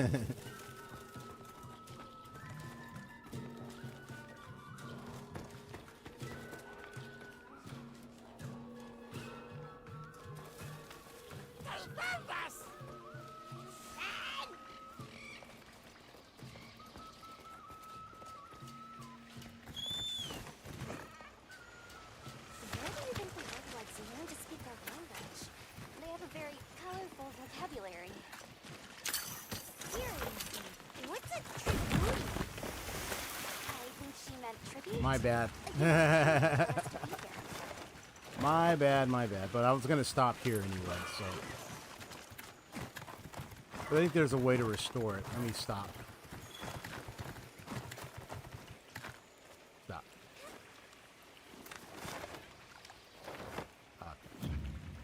Or actually, hold on. Do this. I wonder if this might bring it back. Because I accidentally pulled it.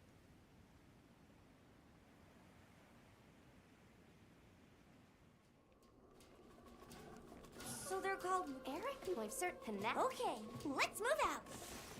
There it is.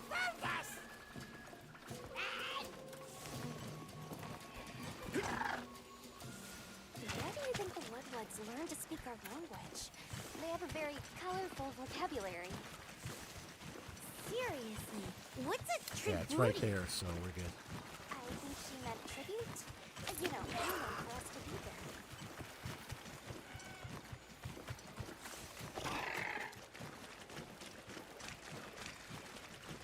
Congalala, huh?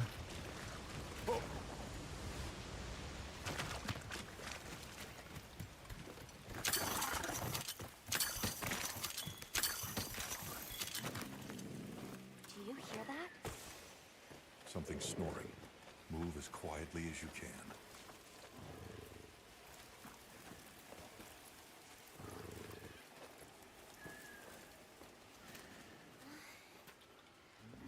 Yeah.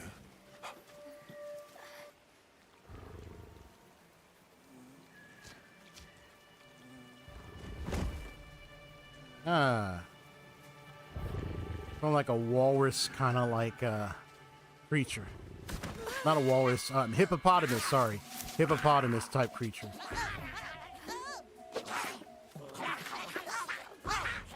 So he's like a hippopotamus.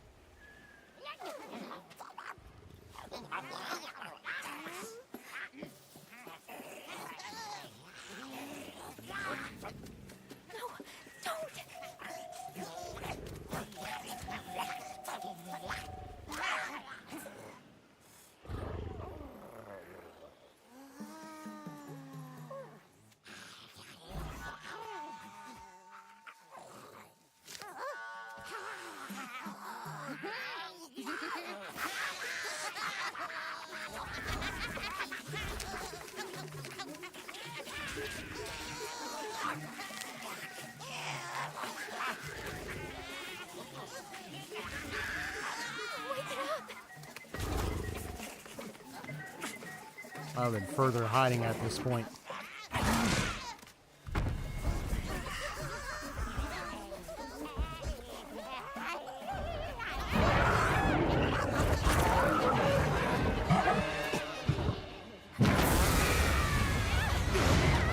Well, there goes the fart bomb. Eric Cartman style. I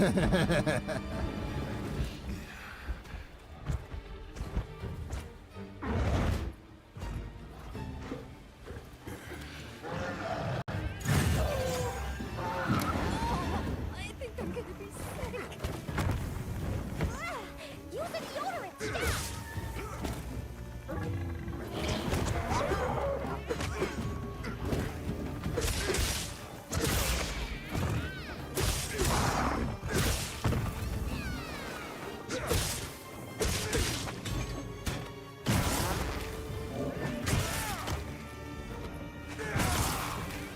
Oh, get it when he's farting. Huh?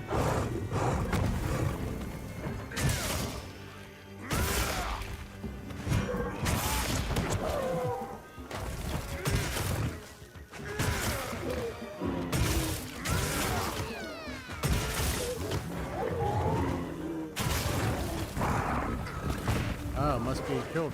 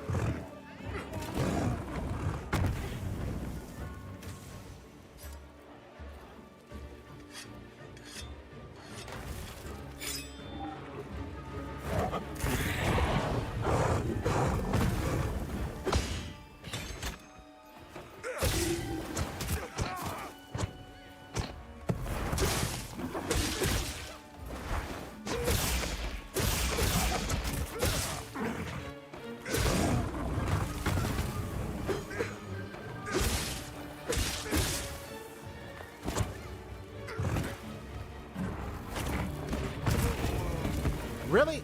I literally moved away from that. Come on, bro.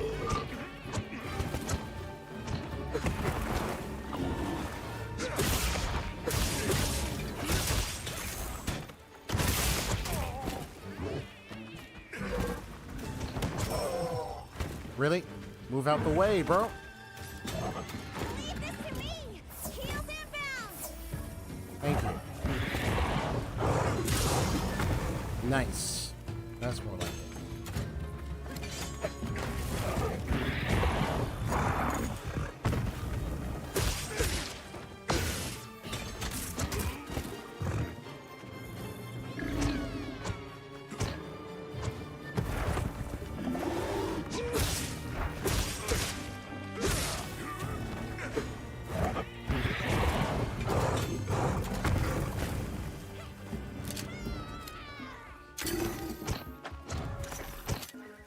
Capture.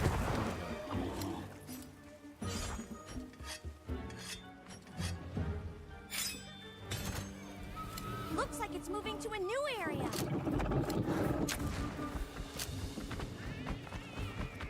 That way I can see where it's going.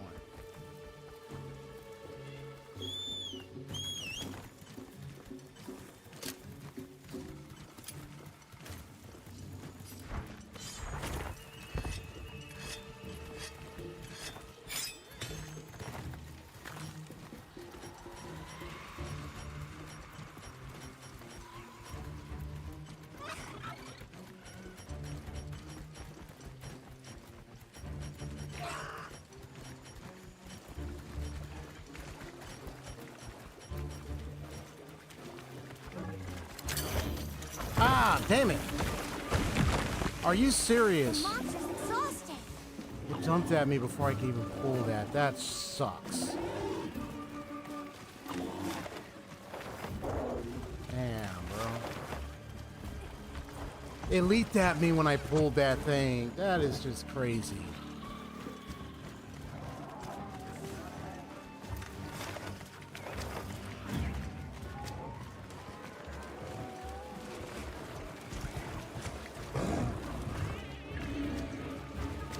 Yeah, I'm gonna kick your ass.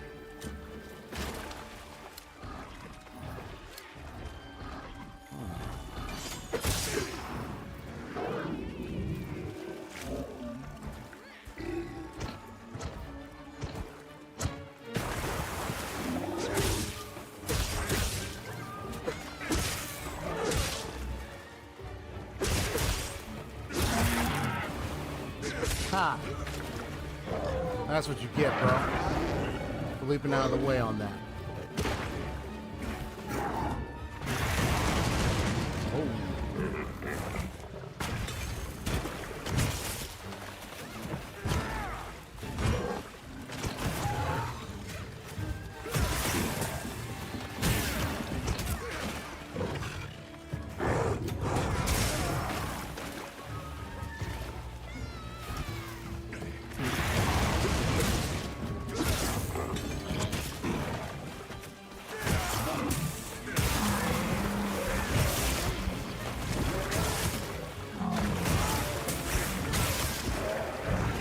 Shock trap's down and ready for ya.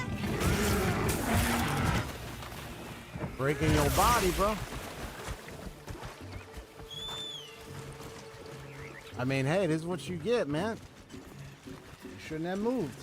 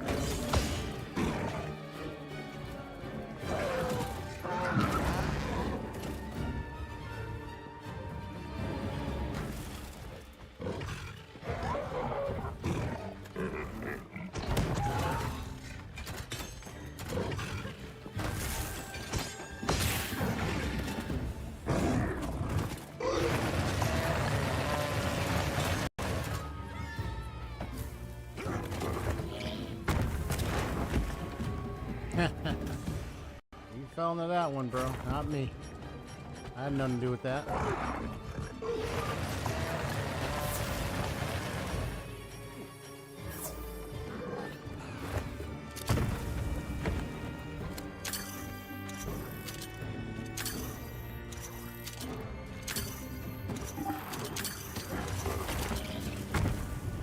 Yeah, you jumped right out of that. Yeah, bro, I am already not like that.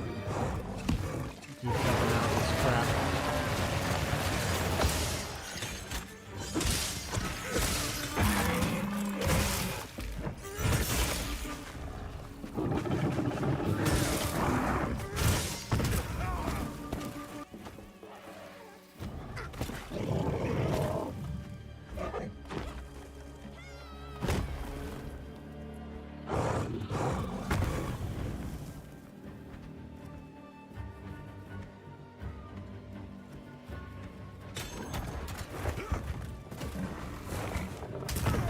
Yeah, I'd leave too much, bro.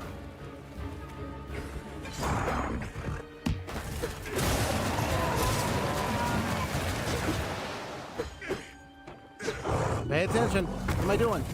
Oh.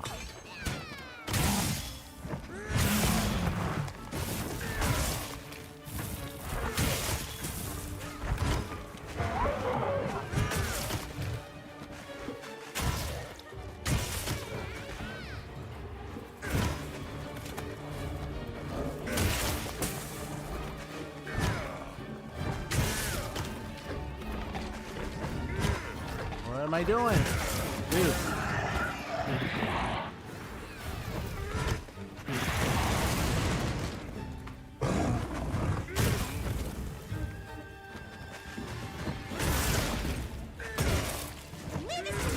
Heels inbound.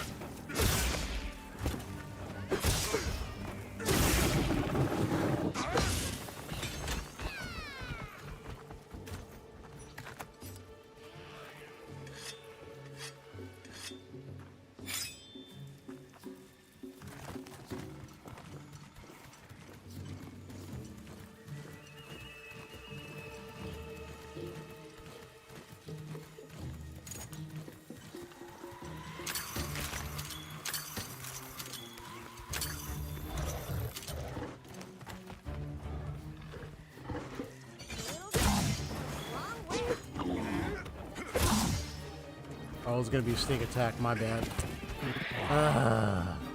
Sometimes I miss something. I miss something. Slow down. I'm gonna have a sneak attack. What am I doing? I didn't even know about that. I could have pulled that off.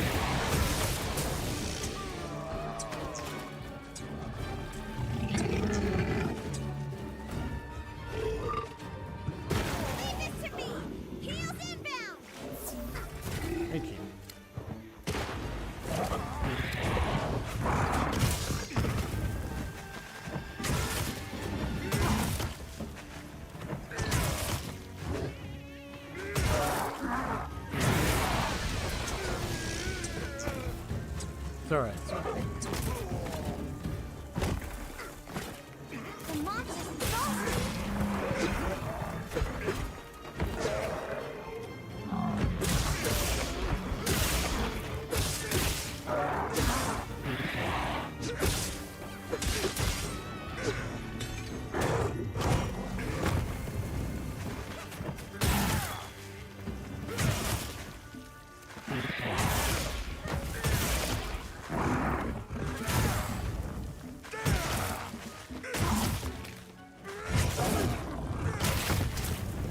Ooh, that's nice.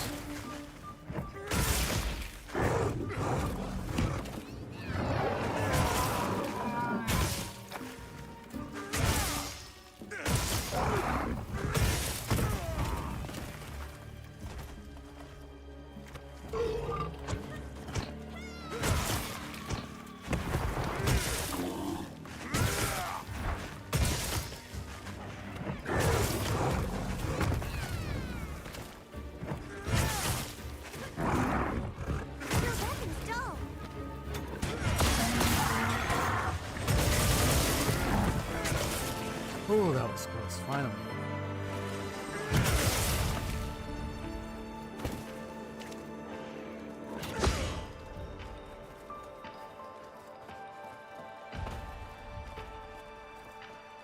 Alright, where do I... Let's see, can I put this weapon away? Yo. Yo. Thank you.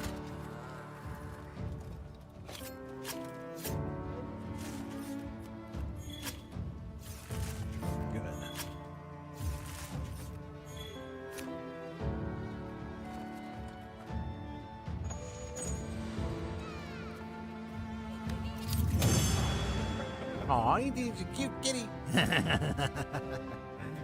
Oh, that's cute.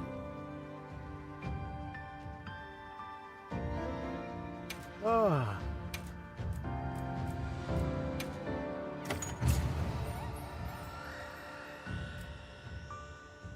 Nice work, Hunter. Let's report back to the Wetwoods.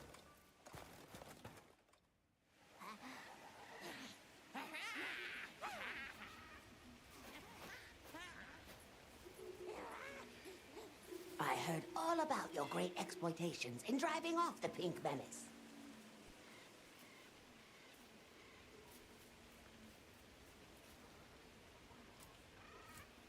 Where did you learn our language? You speak it so well.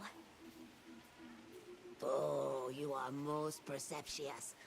I indeed am the greatest Wud linguinist in the forest. We have spoken your tongue since times of old, when we served as water purifiers. However, that is no longer. Today we use your speech for transactioning with the desert folk. Oh, so you have contact with the people of Kunafa? Yes, they pay tribute to enter the forest, and we grant them passage. Generous, yes? What can you tell us about the other monsters in the forest? Ever seen a big white monster come through? White monster? White monster? Oh, you don't mean that nightmarish creature. Many times it drags shiny, not white things, too. It shows up when the sky falls out. Very scarifying. When the sky falls out? Yes, yes. Sky falls. Menace comes.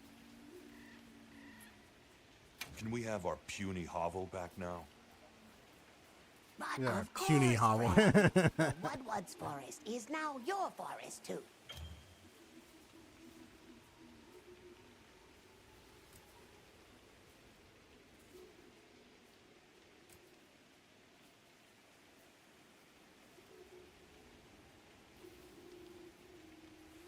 Here's too many lopsided transactions between us. You have any pelts to trade? What if we offered you, say, a Doshakama pelt? Brown fur, big fangs, ridges on its forehead? Brown pelts? Big no. Fur is rough. And besides, brown fur everywhere. No need. Too many in our forest now. Them and their big kahuna. Ooh, you don't want to get messy with that one. I suppose we'll be going then. I decided to go ahead Until and our go next for a drink. wheelings and dealings. Coffee. Oh, okay, I see. Oh, now you had your, now you got your The coffee. Doshakama must be traveling in a pack, and they have a leader. In numbers, monsters become emboldened, and with a strong-willed leader,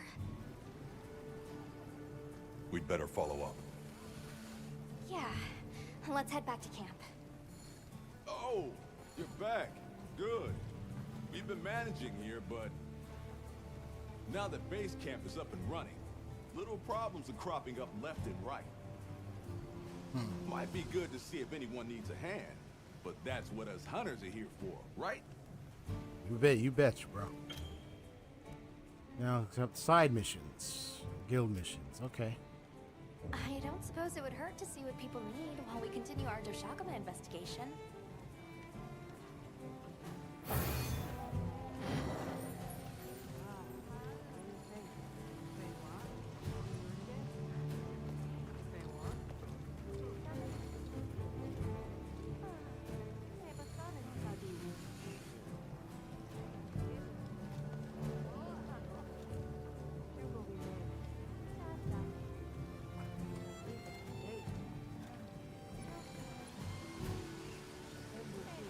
Oh, it's side quest there too. I think I'm just gonna stop right here for the time being. Hey, look at you, look a little cute.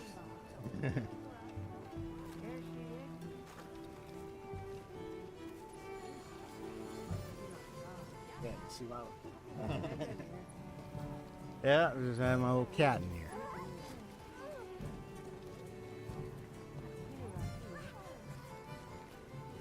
All right. First, let me see what this is all about. Oh yeah, the pop-up camp stuff.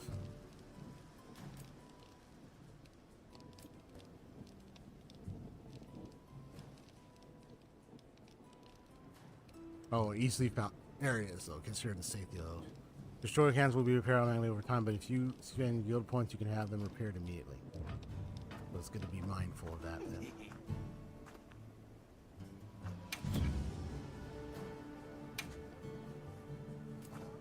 Right. Which one? So these are cautious kinds. These. That one's insecure, so you don't want to do that one.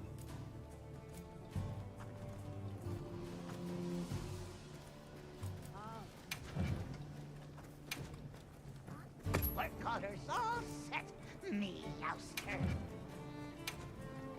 Work orders all set, me youster.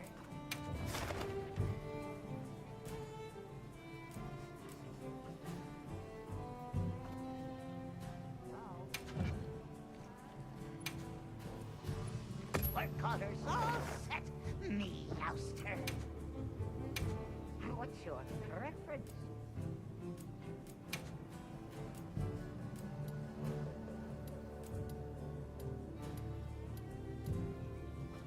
Oh, nice.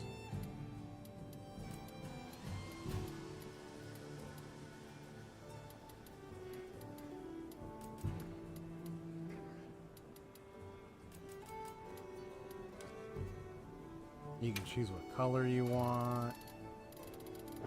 Okay. All right. All right. I'm gonna go ahead and stop right here. Let me switch screens.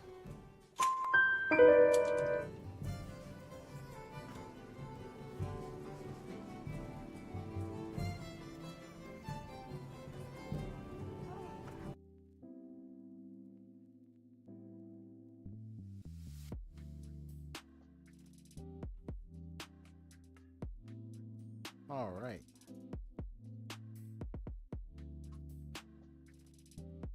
If I face a spider again, I can definitely get that kind of avant-garde like gear so we can be matching more. But you have like a rapier and stuff, we'll have like a matching outfit. There is the other outfit for supporting for night, if I just by looking at it, the kind of outfit. There's a couple others I got for her.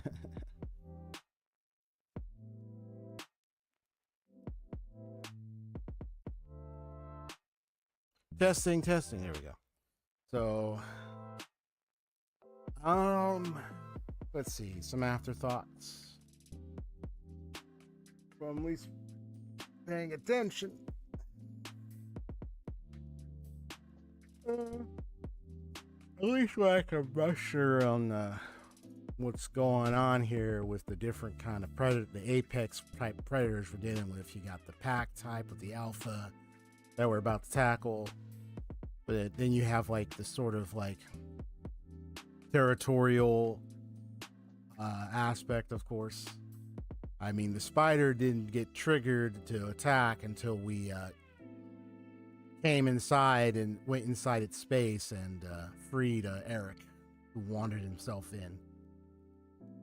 So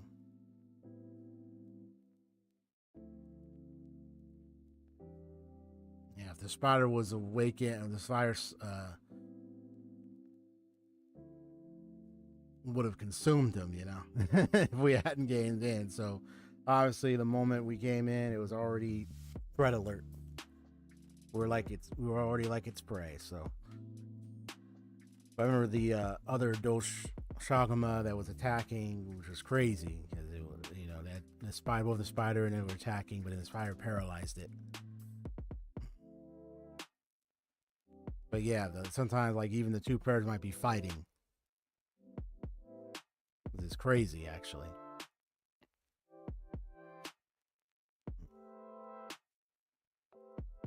But yeah, I find it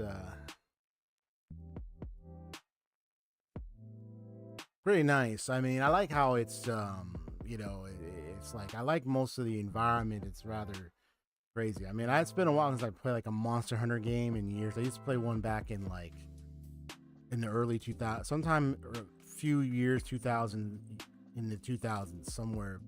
I think it was it before 2020? I'm trying to remember when exactly. It was a long time ago.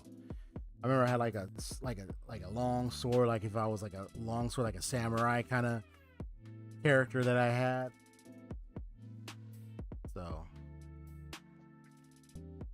I think this is just kind of getting it to reminisce that experience.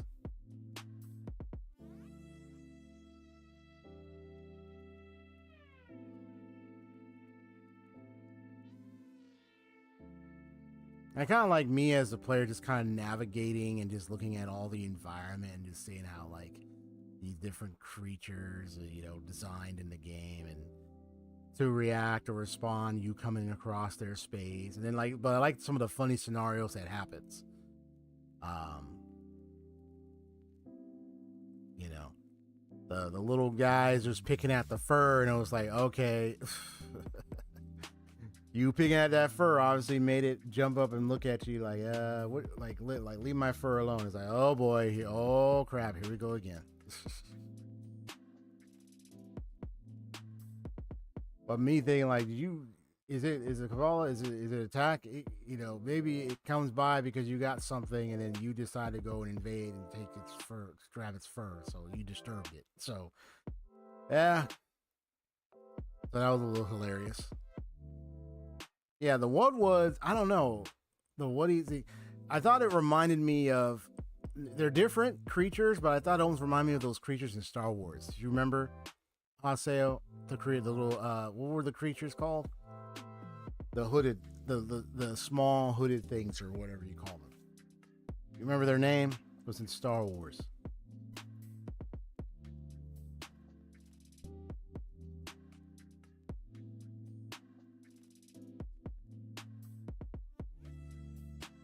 Or that if my older brother comes down, he'll tell me because he loves Star Wars. He's in. We both have watched it for many years in the past, but I'm just trying to remember the name of those creatures.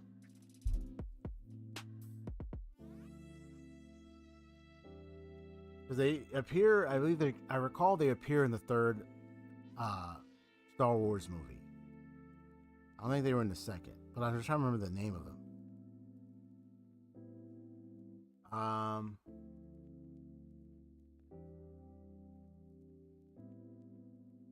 It's a lot to remember, really. What the name of those creatures were. But they were on that planet and they discovered. Was it Jawas? Yeah, was it Jawas?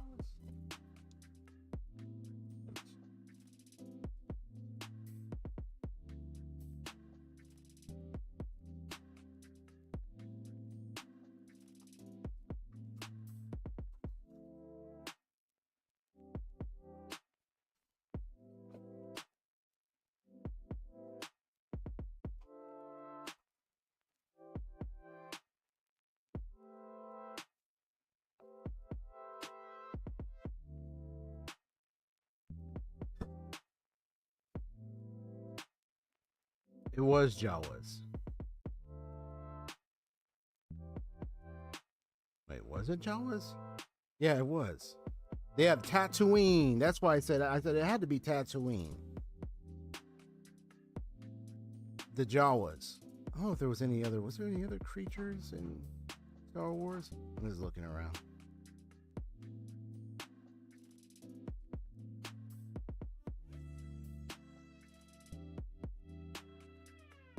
No, there was bear-like. The bear-like creatures. What were they called?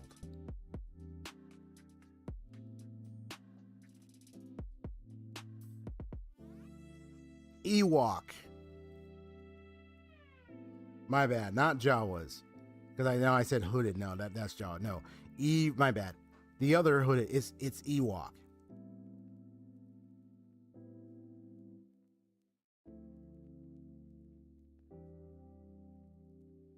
Yeah, I was thinking of the wrong one. No, it's Ewok, not Jawas. My bad.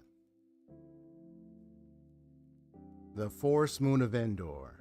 Yeah, Ewok. That's what they almost kind of remind me of, the Ewoks. They got like spears and everything. Yeah, I remember when they arrived, they pointed spears at them. It's like, who are you? It's like, you know, everything. I think Han Solo had the spears for him. Like they had they had the spears for him. It was so hilarious. Yeah.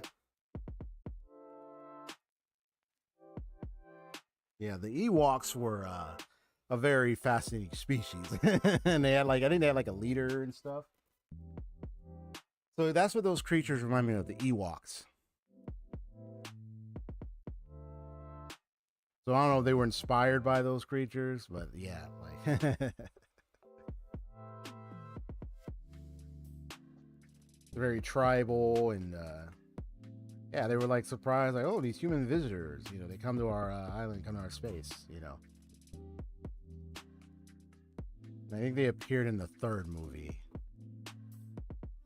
Ewoks.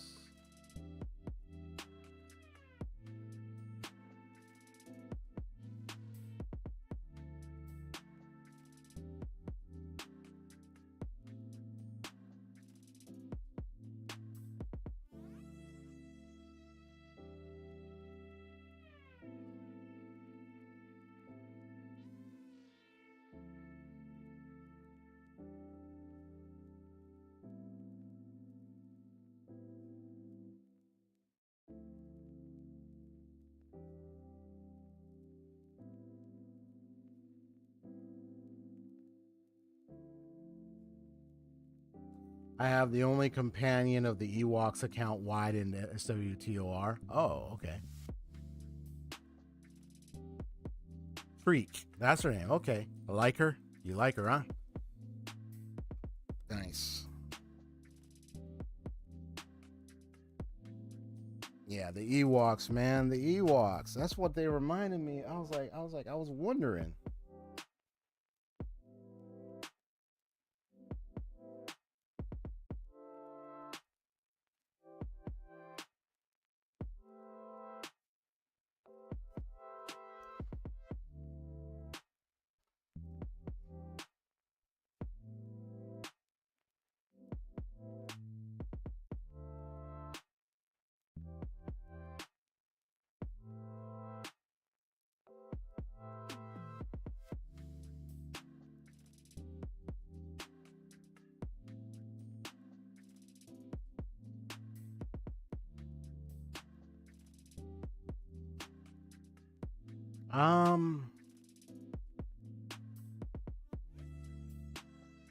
Imagine if it's like Star Wars, hunt down predators, Apex, Star Wars style. That would be amazing.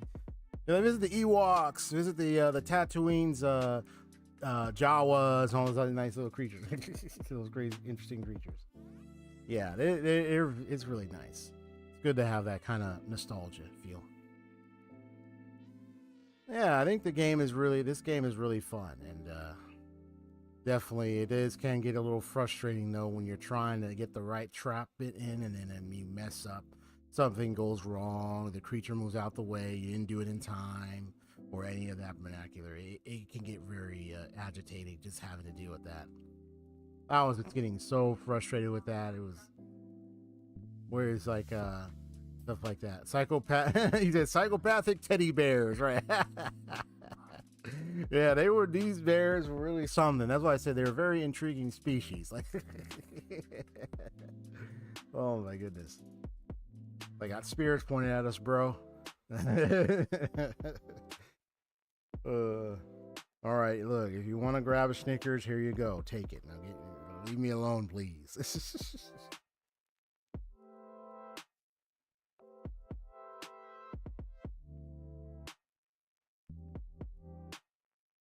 SAO Fractured Daydream. That's great, bro. Excellent. Yeah, so I'm just chilling for a little bit and then we'll close. I'm just chilling for a bit. Yeah. I don't remember all the details about the habitat of the Ewoks. They were just on that, if you recall, I know they were on that planet. They were like tribal in nature. I think they had like a leader. They had like spears or javelins and stuff. But I don't know if there was any other, I don't know too many other facts about them. Particularly.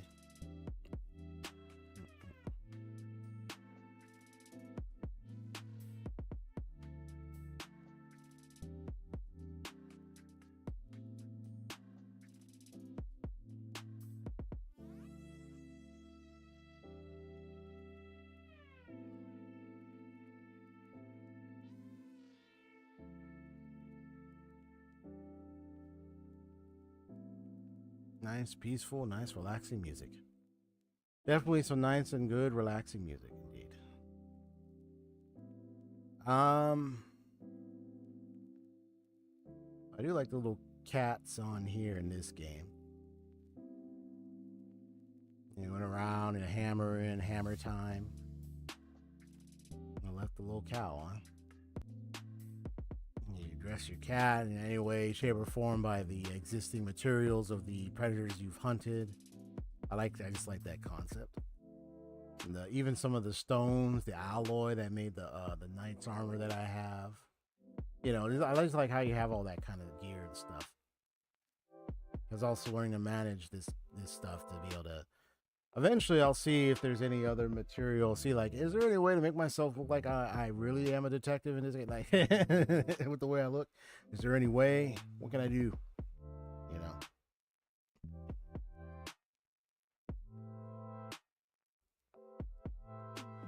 You said there was a buffer. It might be dropping. It might have dropped frames. Look like it stopped, so it should be focusing right now. If it's still buffering, I don't know what to tell you.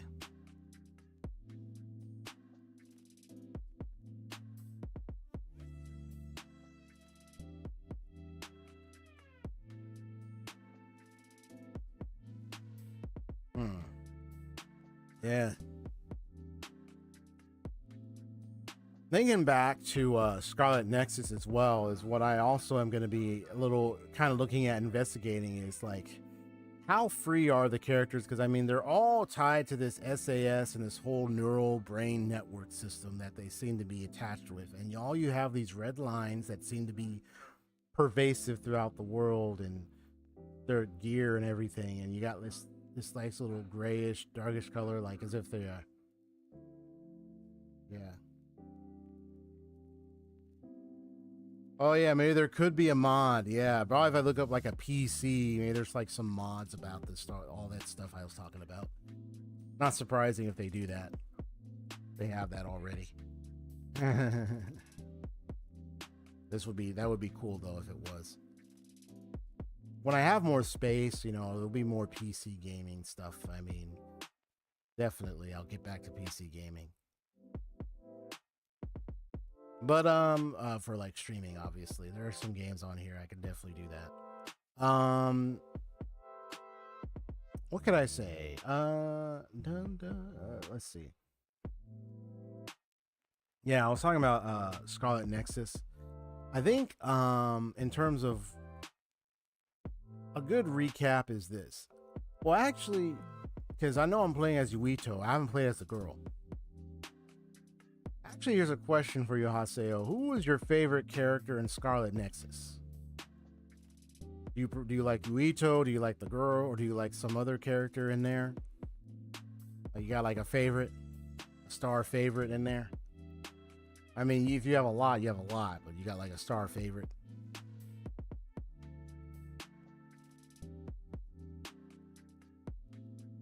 Kind of want to profile them a bit. I mean, I can already see that with Yuito's case, it's a matter of uncovering truths that is too harsh for the mind to handle, to kind of find out that you were nothing more than just a subject of experimentation that has produced in you the conditions you're in. And the fact that now you have to rely on this ampoule just to survive, just to live. It's like now you have to rely on artificial, you have to rely on all that. So he could go brain dead and he could be like that could be the end of it right there. Like he was a dud and then now he's now the way he is. It's sad, bro.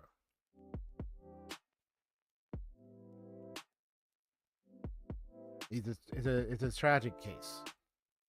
But I can tell he ain't the only one because of the other two, the brothers.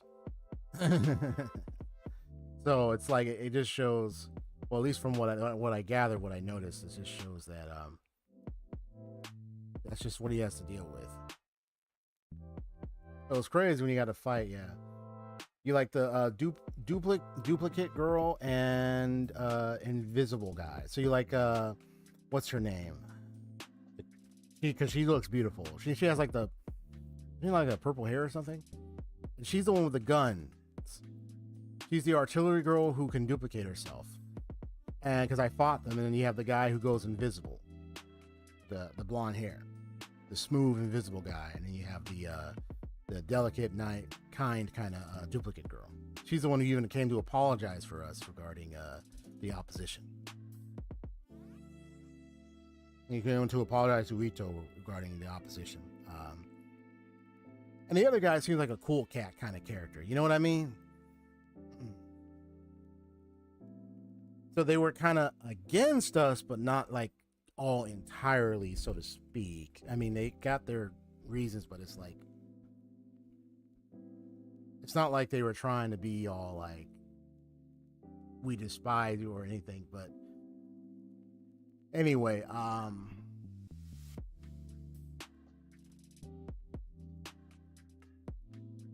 I could look at those characters as like a profile. One of the things I was thinking of doing is doing like character profiling, even as I'm streaming.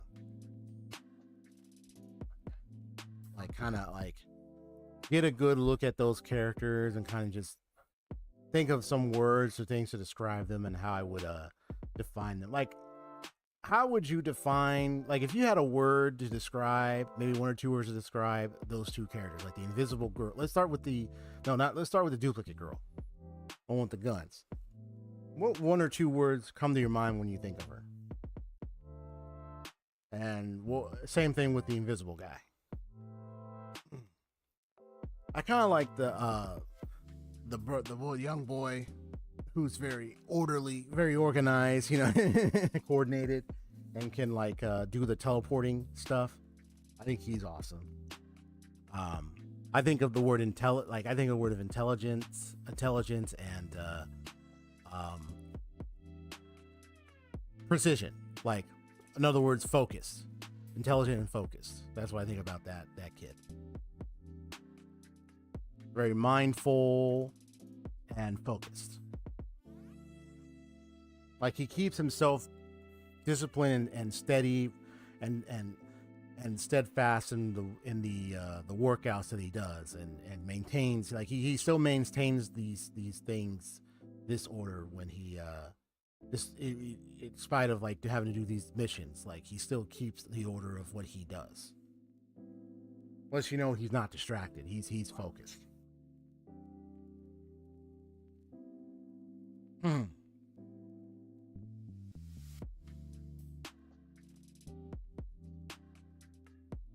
Yeah.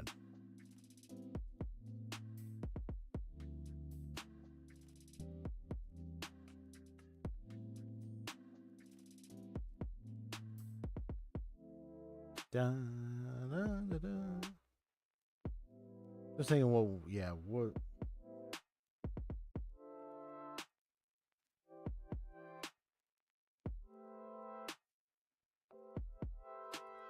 The duplicate, is that for the duplicate girl? You kind of, that's the word you're thinking of, troubled?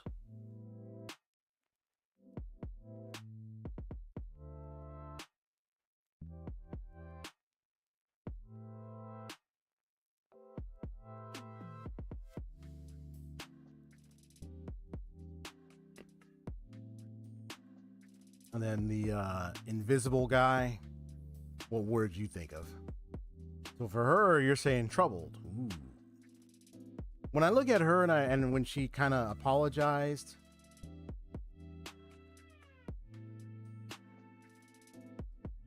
oh, you think both of them? Oh, you think both of them are troubled?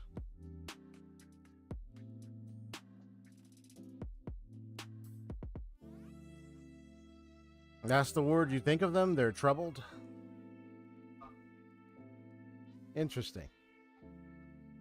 So no other word. All you can think of is that, oh, they're both, I think when I think of, if I was to describe these two characters right now, this is you. If I were to describe these two characters right now, I would say they're just troubled. Or, oh, what's the other one?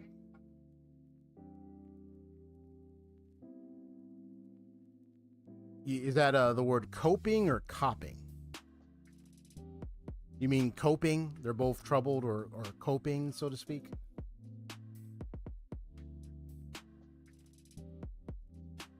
Yeah, their character and everything. So their character, their persona, their personality to you means they're either troubled or coping. Is that your final answer?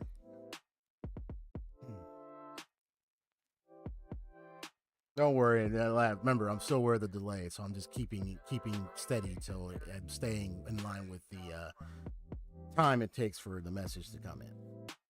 Plus, I can tell that sometimes the delay can be seen where it's like on screen it pops up, but there's another chat I have on the side to help me manage the chat best, and that one might take slower. So, okay. So both. Troubled or coping? What that means, if I think of the word coping, we know when someone's coping, right? Coping mechanism. Usually if they're coping, they're trying to have a rationale in their head, in their mind, for why they're doing what they're doing to deal with or compensate, or more so deal with whatever something that they might be going through themselves that they are just not willing to admit, not willing to face, or they're not really dealing with the problem, if that makes sense. I mean, let me know if what I'm saying makes sense or not. Like, they're not like, it's like, they know, like, hey, like, with what happened with Yuito, what happened with it, and then, you know, him discovering his dad dead, and then it's like, we don't know if she did it, but I don't think she did it. Maybe. Don't think so. And then, you know, at first she was resisting to talk to him, which to me was just messed up, because it's like, bro, that's his son. And you're not gonna talk. You're gonna be like, well, I don't want to talk. It's like, are you kidding me? And so it's almost like they're dealing with whatever problem they're dealing with, but they're coping with what they're dealing with. They're not facing it, if that makes sense. Because when someone is coping, yeah, pretty much. Thank you. Right. Because when I look at, like, even if I were to look up the definition, like, oh yeah, what is coping? Like, what is coping? Like,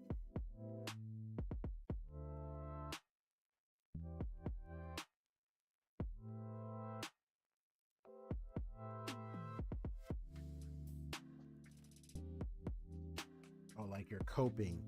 I think it's COPIN.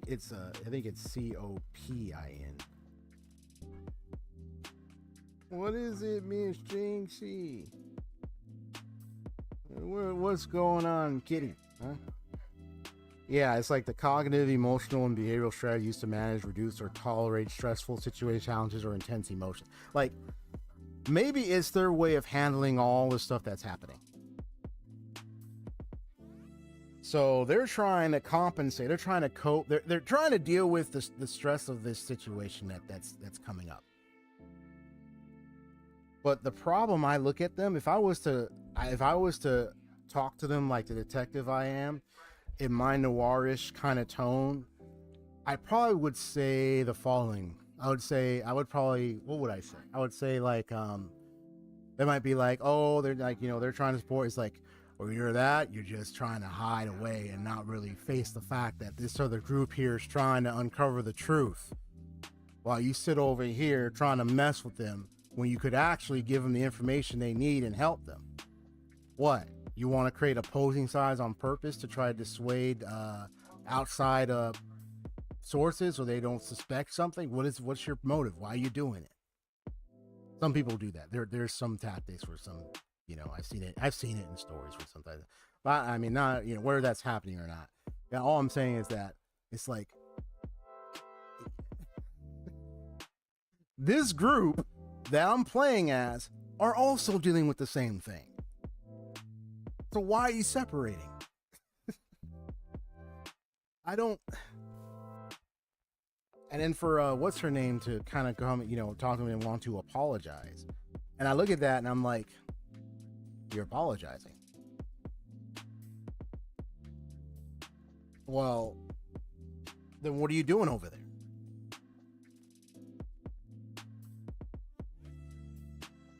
Is there something you want to say, or like, like, is there an issue you got you can't handle? Like, is there something with?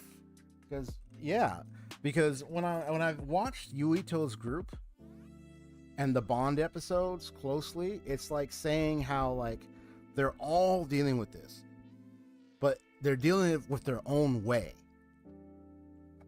which is part of that human. Is like people are going to make a choice of how they're going to deal with stressful events and situations like this, where they're coming to grips with what's happened and what's going on, and more truths and reality, more information's coming out. So they're trying to handle it their own way. But as I'm taking on the viewpoint of the main character here, it comes off like, I get you may want to handle it, but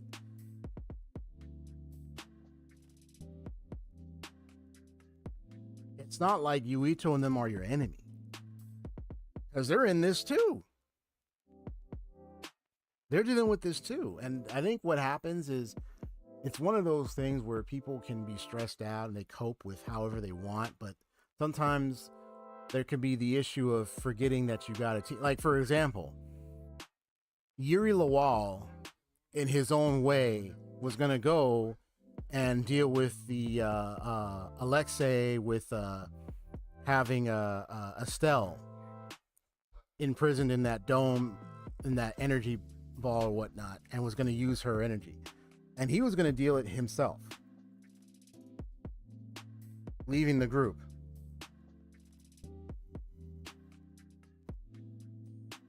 Yeah, careful there, kitty. I can't know you're jumping and leaving. But what ended up happening is that I love the scene so much, because you see Carol's like you idiot, slashing at him, and then what's her name, Rita, shoots a fireball. Like, they're all attacking him, and like 9/11 was like, yeah, you think you could go about this by yourself? Don't you forget, we all been affected by this. The thing is that people can have their own ways and their own reasons to want to do things, but we're not on an island by ourselves. So, it's like, if you're with a group and you're around people, you have to remember other people have been affected too. You're not the only person,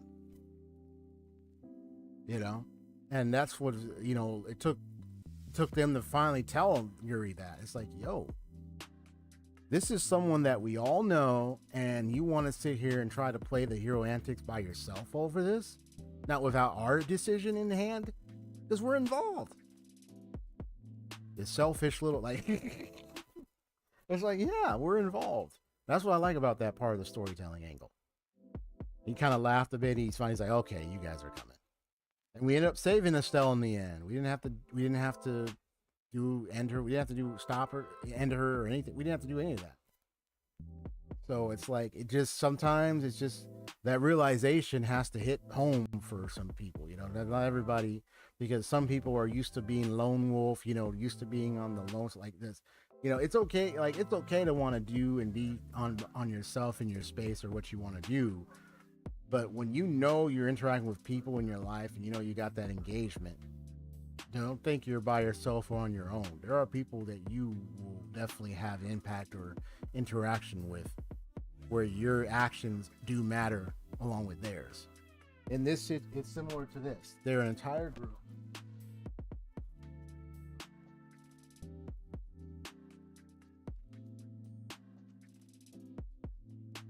Yeah, they're an entire group, and my water bottle. They're just an entire group, and I think that's what they needed to. That's what he needed to. I think that's what those two and many of this group need to understand. Is like, yeah, you may have separated, but you have to remember, you all are an entire group, and you're all dealing with this. So you can't be like engaged in this, like, separate. No. Because you may have your separation, but you have to remember, you all are facing these things. So.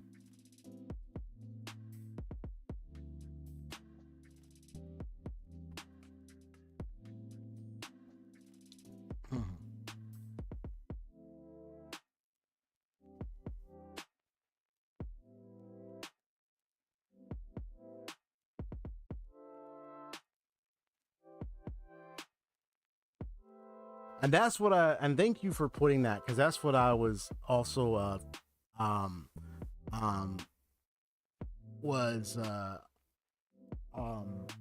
pondering about, is I wonder what Kasane's, what they've seen, right? Yeah, it really comes in what Kazan's group has seen when not with Yuito to make their choices. Yeah, you know, because without their perspective, I don't know what's going on. But even so,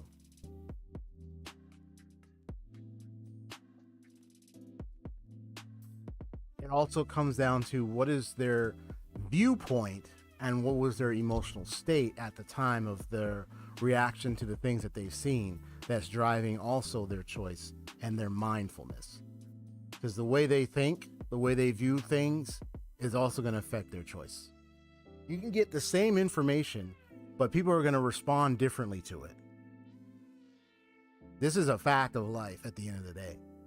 So one person might be like, I'm out of here. I don't want to have anything to do with this. They might think they're probably going to be hunted down, killed, and then if they want to flee, they want to run away. Someone might be like, I'm going to stand and fight. I'm going to stay with you to the very end. Someone might be like, I could stay a bit, but don't expect me to participate on everything. They might half-heartedly partake, and so on and so forth. Different viewpoints, different reactions, different feelings, different, and also in line of their experiences, different ways they're going to apply the knowledge to what choice they make. So whatever Kasane and them saw, whatever it was, my question is, how did they think about, how did they view what they saw, and how do they feel about it that led them to come to the decision that they made?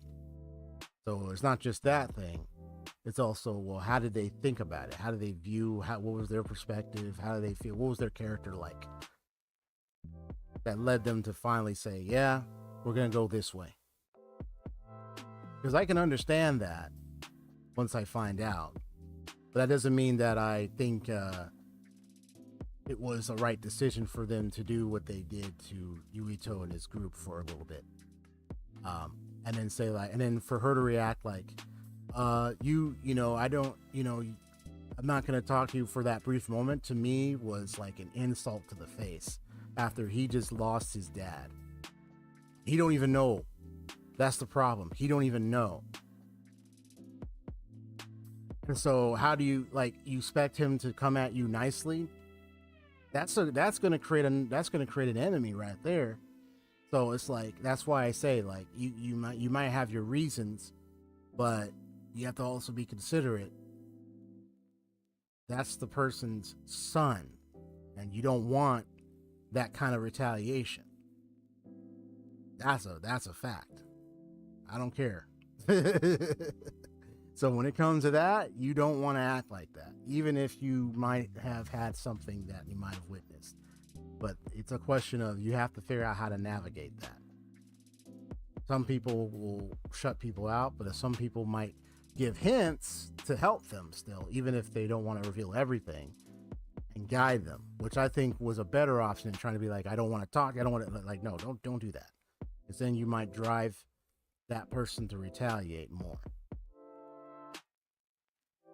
With Yuito, he was just like frustrated, angry, and he was already having, and then he started having that pain in his head, and so you can understand it's like it's getting worse for him.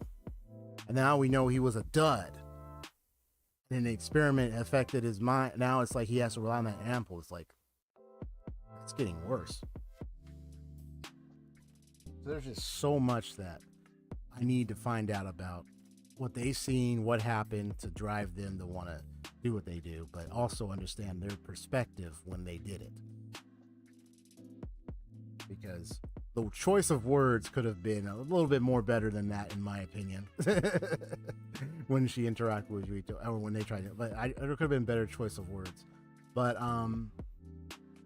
when I found what's her name apologizing, it's kind of like, I can take your apology. Maybe you might have witnessed things. Maybe y'all are just, you know, making sure that we discover things and leading us. I understand. So I will find out when I see your side. But at the end of the day, like, you pulled the trigger on us. Like, we had to defend ourselves. Like, you know, you have to understand that. At worst, we could have killed you. Of course we wouldn't, because the game's narrative is making sure of that, but I mean, reality. I mean, what if we accidentally killed her? Like, that would have been crazy. But I know it's like, it's the game narrative is not going to happen, but still, man.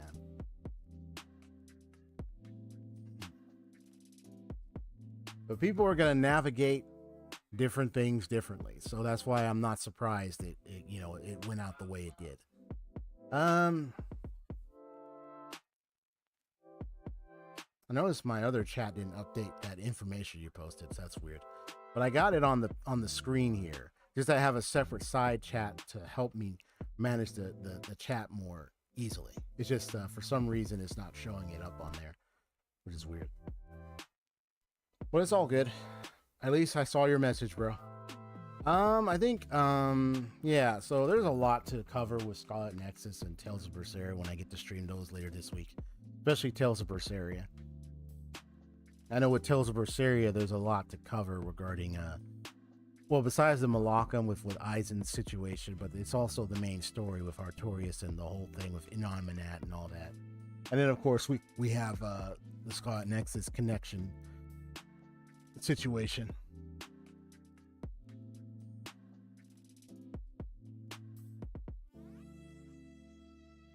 One thing that came to my mind is like, was it a forced connection or is this an actual like heart-to-heart connection kind of thing? You know.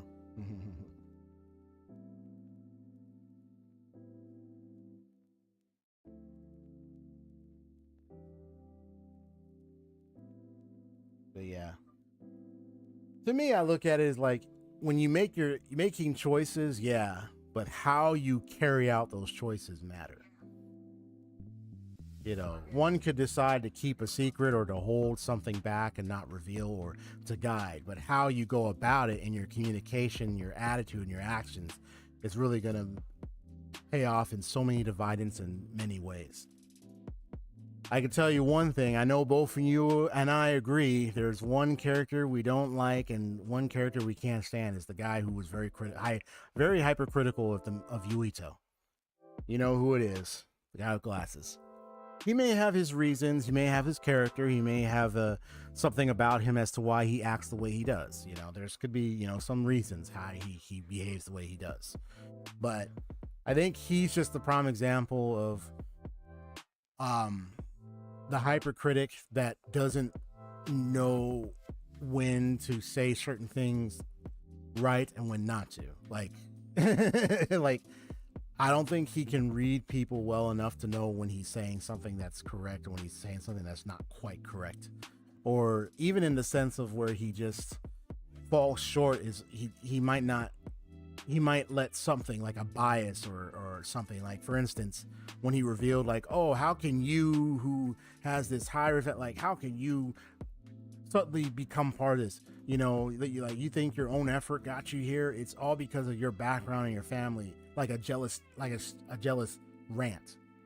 And it's like, you could say it's semi-truthful in the sense that, okay, maybe his parents did, but what makes you say Yuito didn't want to push it with effort? Sure, if his father or whatnot just put him through there, what makes you think Yuito didn't want to try to push through effort?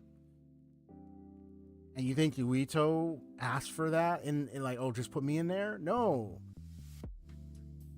If his parents did that, that's what the parents did, but he might as well just wanted to just take part. It's like, you can't blame him for that. And he's not trying to be like, oh, I'm this prideful guy. He just wants to join and help. You know what I mean? So at least that's what I got.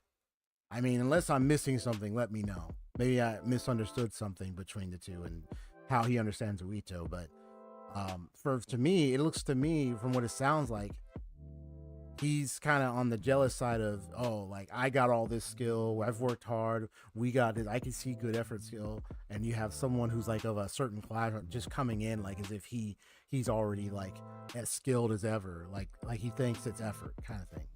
Well, do you think how do you know he thinks it's like, he might think it's effort, he might be trying to push effort, but how do you know he's just like, oh, I'm banking on my, like, he just is glad to be a part of this and just work as hard as he could, but it's not like, especially the dud experiment, it's not like he asked for that either. So it's like he's putting the wrong things on him, to at least to me, right?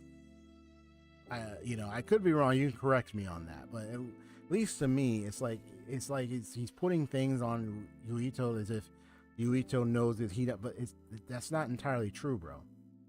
You need to get your facts straight, buddy.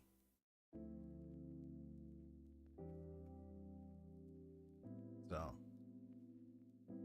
yeah, Glasses Boy is a prime example of what not to do when it comes to communicating, like, stuff like that. The very hypercritical kind of, those types of individuals, they just judge you. They just say like, oh yeah, you're this or that. They talk like, oh, you had, like, it's just like, listen, I don't know who or what you're talking about, but if you're trying to create an image of me because you see this or that, you haven't really got to know me. You haven't really got to understand me. You're just throwing labels and throwing stuff on me because just to appease whatever mindset or whatever viewpoint you already have about me, which is actually false.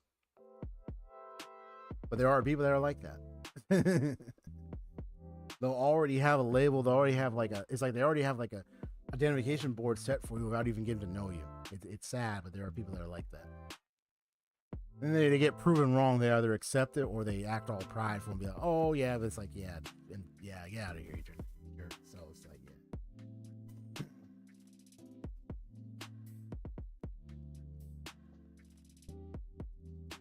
yeah. I am curious about that one crazy one. The one you told me that was crazy. That for the one who's like, hair over one eye look and everything. I don't remember her name, but yeah. I'm curious what she does. But anyway, I don't know if she's the obsessive type or not, but anyway, maybe the obsessive possessive type. Be careful. Or yandere type. I'll be like, oh no. Well, either way, I'll find out. Okay. I'm going to go ahead and end the stream today. So if you enjoy the talk, the little thought processes, the theme discussions, and all that, this is what I do here. Talking about the game content, the in-game variety, story, lore, world building, all the things of games that I talk about in this content and everything. Then be sure to hit that like button and subscribe to see more of that. And also subscribe to see more of my gaming content where I do explore these things, analyze them live for you. Especially try to get some videos going too. I got something in the works right now. It's mostly going to be like a little short. And it's about Utsuwari Ramono, the first one. I still will get to do the other ones, but I do have something a little bit planned for the first one a bit. It's going to be like in a YouTube short maybe. I don't know about it in a video because it's something I'll briefly say.